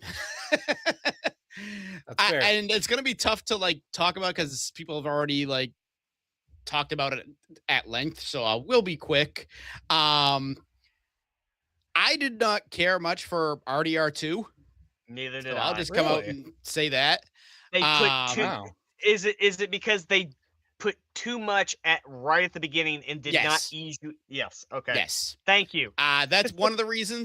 The other reason That's reasonable. it's really reasonable. difficult to do a prequel to a game prequel when you don't have it thought out to begin with, because you got all these things that happen in the prequel that don't get mentioned in a sequel that you would think would be that is true. You would think would be brought up, like Arthur and Micah. How are they not brought up? Yeah, it's Red Dead Redemption, but that's because so Red Dead 2 was important. written after. Yeah. Anyways. Yeah. But everything about this I love like the desert like environment. I love the Wild West. I love that type of experience. I mean, growing up where I am, I don't have that around here. That's probably the reason why. But I love that environment. I love Westerns when I do get a chance to actually watch them. I don't watch too many, unfortunately.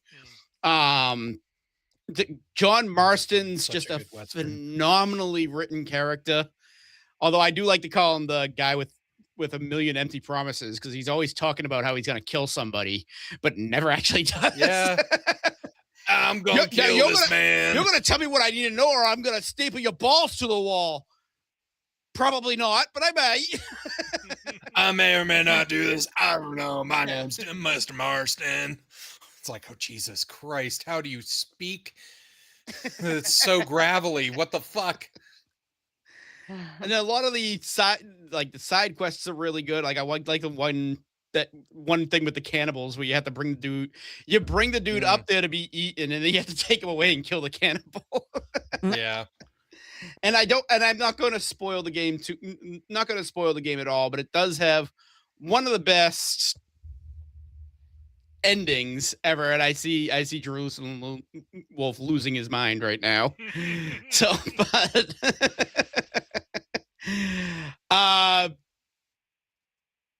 anyways, it has one of the best endings to a game I have ever played. It is phenomenal. Like one of my favorite games of all time. I shot the cannibal first, and then mission failed when I redid it.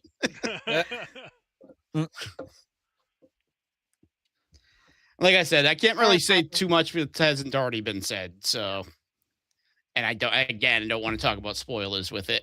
So, right. So yeah, that was a great. So we'll move on. So it's no big surprise. My number one game, Dead or Alive Paradise for the PSP. No. Yes. Knew it. Yeah. No. That's gonna be Cecil's. It's Ass Effect 2. Ass Effect. So it's one of those games. It's the Resident Evil 2. I don't even know where to begin with this game. The first game came out of nowhere, and it's like, wow, nothing is ever gonna top this. Then Mass Effect 2 came out. Yeah, and then your life was changed forever. Life was changed. It was probably the best event of 2010 that happened. That was the year we got married, by the way. Yeah, but it was the best thing that happened all year. Nothing ever significant happened that year. Nothing else. Nothing can top this. So just kind of a quick hit because Blaine talked about the soundtrack.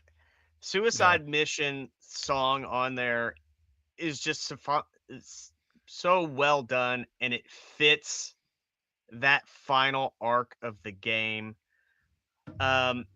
You care about every companion you have. And what I loved about it was you cared for these people. That's why you did those loyalty missions.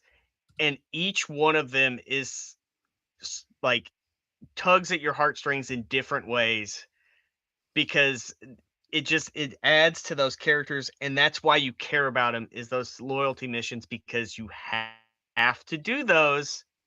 Otherwise, spoilers, they don't survive. Yep. Also with that final mission, you have to know your people and what they're good at, because you have to assign them to the correct thing. Even if you do the loyalty missions, if you fuck up, they're dead. Yep. Yes, Tally is the best girl. Yeah. And the other it's in the chat. And the other thing that also besides I love Jennifer Hale to death, the person that stole this game is Martin Sheen as the elusive man. He Chat's saying it nailed it. too. Yeah. He fucking nailed that role. Because you think like so good. Martin Sheen, what's he gonna do in a video game? He fucking nailed that role. Just his entire Martin Sheenussy into that role. Just the entire thing. I will now pass it off to Blaine because I was gonna say, do we want to just jump to Blaine now? Yeah, I guess so. But yeah, no, it's just such a phenomenal fucking game. And what's interesting is that there's even like, I remember at the time there was a part of me that was like ever so slightly disappointed in how like, you know, the planet exploration was like greatly diminished between the two. But then I'm playing Mass Effect 2 and what they replace it with, and in some of the gun system I was like, I wasn't 100% on board with, but again, it was just like pacing of the story, and then what they replaced the planet thing with, the scanning, was fine. For some reason it scratched a weird itch in my brain where I was just like, I gotta do this, I gotta get it all, let's clear all these planets out, let's get every material we can fucking possibly imagine, just get it all.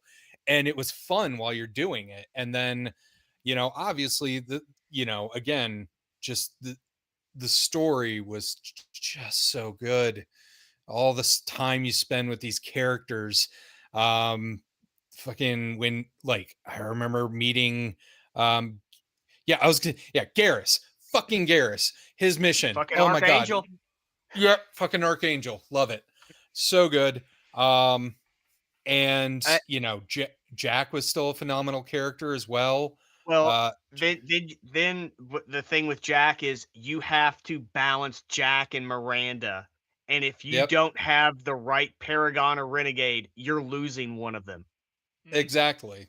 And it's one of those where, you know, I went through it first because, like, the way I approached the game was, first one is basically a blind playthrough. I'm going to go through this hoping I make the right decisions and do as much as I can, and let's see what happens. And yeah, you know, I think first go around I had Miranda around instead, and then like I think I lost like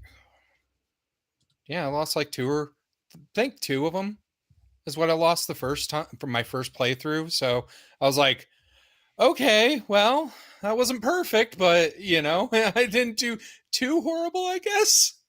So, and just, and again, back to the music, not just the suicide mission, but everything in there just felt, it felt so like perfect for every moment. Every single moment felt perfect in that soundtrack. So, yeah. I haven't truly played Mass Effect 2 if you haven't scanned Uranus. 100%. They make jokes even. There. You probe it. Is it Seth Green's character again? Joker. Joker, yeah. Did Joker make the comment about it, or was it somebody else? I know somebody makes a comment. It was probably Joker. Most likely. That sounds like something he'd say. Yeah. But yeah, no, it's just a phenomenal game. Yep. We'll go to Bridget in a second. Cecil, should I wait to come to you, or you want to jump in on this? No, it's not bad. Okay. No, okay. It's not Mass Effect. All right, Bridget. What do we got? Okay, I'm gonna make this short and sweet. Alan Wake, good game. All right, Cecil. Well, we have gone on about Alan Wake quite a bit. I like Alan Wake. There's been a lot of discussion. Also, not going to cry about it like this guy does about Mass Effect. So. You beat up Tracy because he didn't put Final Fantasy. Yes, but this has nothing to do with that. So. I will be, so you're number one. I will be brief too, because it's me, right? Yeah. Now, you may notice. Oh, New Vegas. Okay. New Vegas. It is unopened. Damn. Collector's edition. And So you then doubled hold on. as if At that that time. wasn't just the Ultimate Edition, also not opened. I have multiple copies of this boy. game that because I had it, I played it, it was awesome, and then I found because it wasn't selling particularly well. So I managed to get I was like, oh, I know that this is going to eventually be like a big cult game. And I already love Fallout to begin with. So I went and bought, these and just haven't opened them because I have it on the PC. I have another copy on the 360. Why would I open these? That's silly. But phenomenal game, brilliant writing, was completely screwed because they rushed the development time, was fixed over time. Amazing score. The score was based off of the score for inspired by the score for There Will Be Blood. It's so good. The voice acting is great. Just excellent across the board. And now so many people, when they talk about Fallout, will often cite that as like the best. I lean more towards the first Fallout simply because that was my first Fallout, but I am I have fondness for all of them, even Brotherhood of Steel. But I know I'm weird, but the Fallout games just are something special to me. So, but this game is like top shelf, so fun, so unique, interesting characters, and a really, really great entry. And I would much rather them do a follow-up to honestly, I don't even want them to do a New Vegas 2. I would rather them, if they take the writer team and then just pick another place, like they've done, they've done over time, they did the Pit and they did, go somewhere else. We don't need another one in Vegas right now. So, it's like, to be fair, the show's doing a bunch of shit in there right now anyway. So exactly, and they've already confirmed that any future Fallout games will consider the show's, continuity. So, which, I think is a bad idea. I think that they should just be their own thing, Yeah, anyway. because you never know if a writer is going to potentially do great first season and suddenly fall off on something like Sir Jonathan Nolan. Well, that seems to be the Westworld. that seems to be the big thing with Amazon. They put out a great first season and then just shove the second season full of poop. The only thing that I would want is if they do one and they do decide to have the show, have Ella Purnell in it as a romanceable NPC, and then we're good. Yep. Like Lucy, right? Yeah. God, I love her. One of the things from like her behind the scenes stuff from that show Yellow Jackets or whatever, when she was on there, the cast when she was supposed to be just recovering from a plane crash, they kept trying to put shit on her because everybody's like, no, she looks too fucking good. She needs more shit. She looks too fucking good. Put more shit on her. And they kept doing it until it was just like, shit. No, she looks incredibly hot, even like after a fucking plane crash. So whatever, let's just keep going. People are just that beautiful, Right. Like that. Yeah. Especially. She's one of those people that you're just like, holy shit. my buddy Yoshi, who worked for ILM, not me. Okay. No, not you, Yoshi. Actually, his real name is Yoshi. He lived out in California, and he's like, I always, I hadn't really run into any celebrities before, but he's like, but while you're out there are times where you just know that someone is famous. And so he was in a Target in like California, and he ran into Jamie Presley. and he's like, this, you have no, she's like, she's beautiful, but in person, like it's like an angel landed. He's like, it is just, is you feel, and he's a good looking dude, and he was an ex-MMA fighter, so he's all like, Oh, he's okay, like, he's yeah. like, you feel ugly being in the presence of somebody that pretty, and I'm like, oh, I believe it, because there are times where you just see people and then you see them in reality, you're like, oh my god, like, so yeah, I could see that where she's just too pretty. Like I couldn't believe with her watching the show, because I wasn't really familiar with her, but I'm like, her eyes don't even look real. Like she looks like a living anime character. Right. Her eyes are We're talking about the huge. Jamie Presley from My Name Is Earl and Joe Dirt and all. Oh yeah. Okay, so yeah, she's stunning. She was a former model, ballerina, and she's just in phenomenal shape. And he just saw her at Target and wanted to fall over. Right. Yeah, that's fair. And I also respect it. I respect actresses when they're just candid about getting shit done as well. They're not they don't push it off or anything. They're just like, oh yeah, no, I did this and this happened. That didn't work out. So we're, whatever, they're straightforward about it. So yeah. All right. Okay. So that is the list. Everybody take a look because it's going away in a second. Oh. So how are we doing the next one? I have a wheel here I could spin to see who's going to pick the next year. Sure. Well, I thought that's what you were going to do. Yeah. The wheel of cheese. All right. So we're not going to announce who won yet? What Mass Effect won? God. Well, I'm not doing the... That's the thing. I'm doing the Excel, and I'm not doing the Excel, so it's difficult to actually... I got you. Alan Wake? I think Mass Effect 2 is the two one, for Mass Effect. and then Alan Wake. I don't know. Points-wise, Red Dead.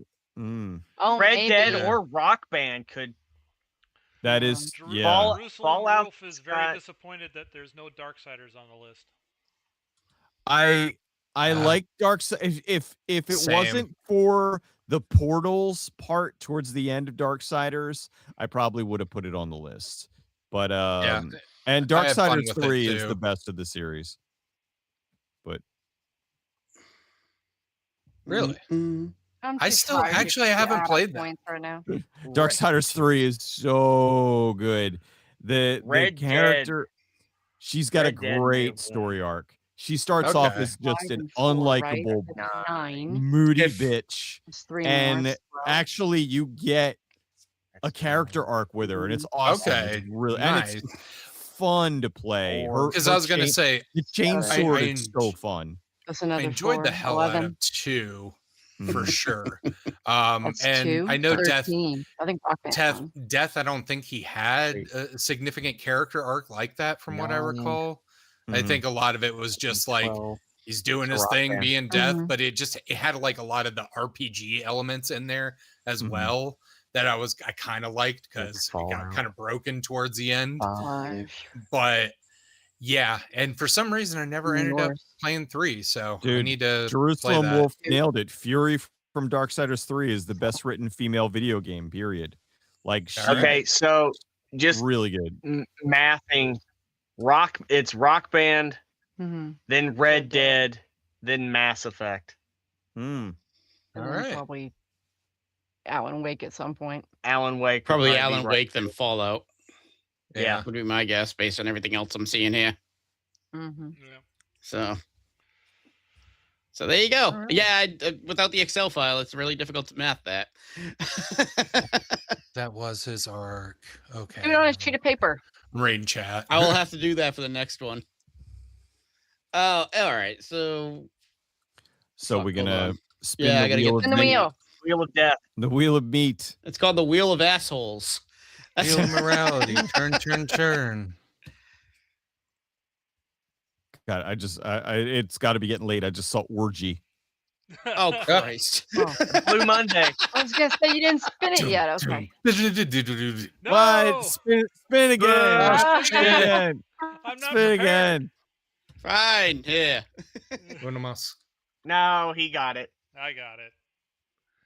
Just give us a year. Oh yeah, no, No. let him do it. Yeah. It's fine. Let him. Let him. Let him. Yeah. All right, well, let him do Got it. again. Remind me what years we covered. 2010.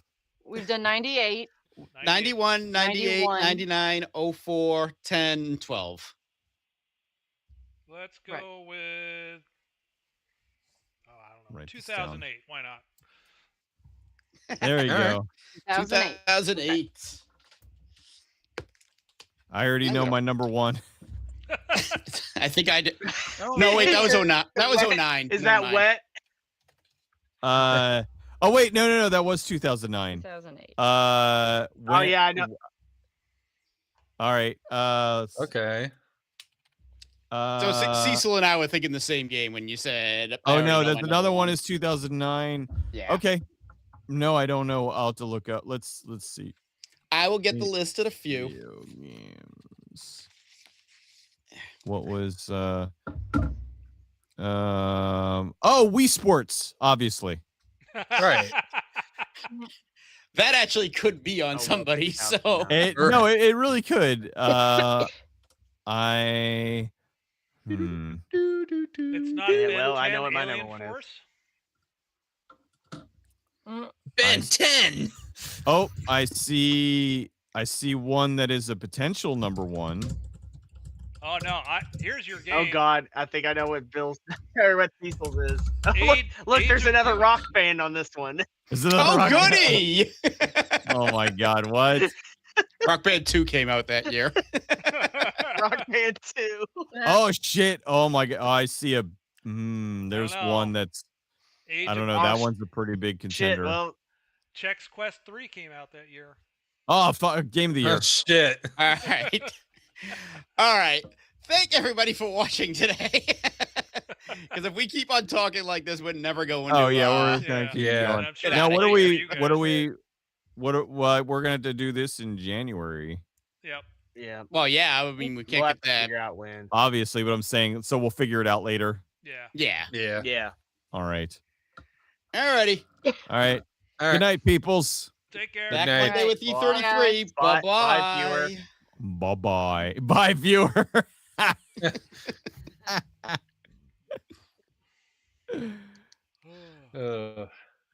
Yeah, I got my first bits. Yay. Let's go. How do I redeem them? What does Well, that mean? Give you me need money. it's a tip. Tip, like- yeah. Yeah, it's a tip. He tipped me. He So he gave basically you tipped me. money? Yeah, they He give you basically money. tipped me $1. Yes. Hey, Well- that's pretty cool. Well, they tipped you $1, but you get 70 cents. Yes, I'm aware. okay. So Don't spend Twitch it all in one stinks. place. yeah, so essentially, once you get $25, they will. I think if you link your PayPal, It's all already linked. they'll So send it to you like 20, to Cool. your PayPal. So- yeah. so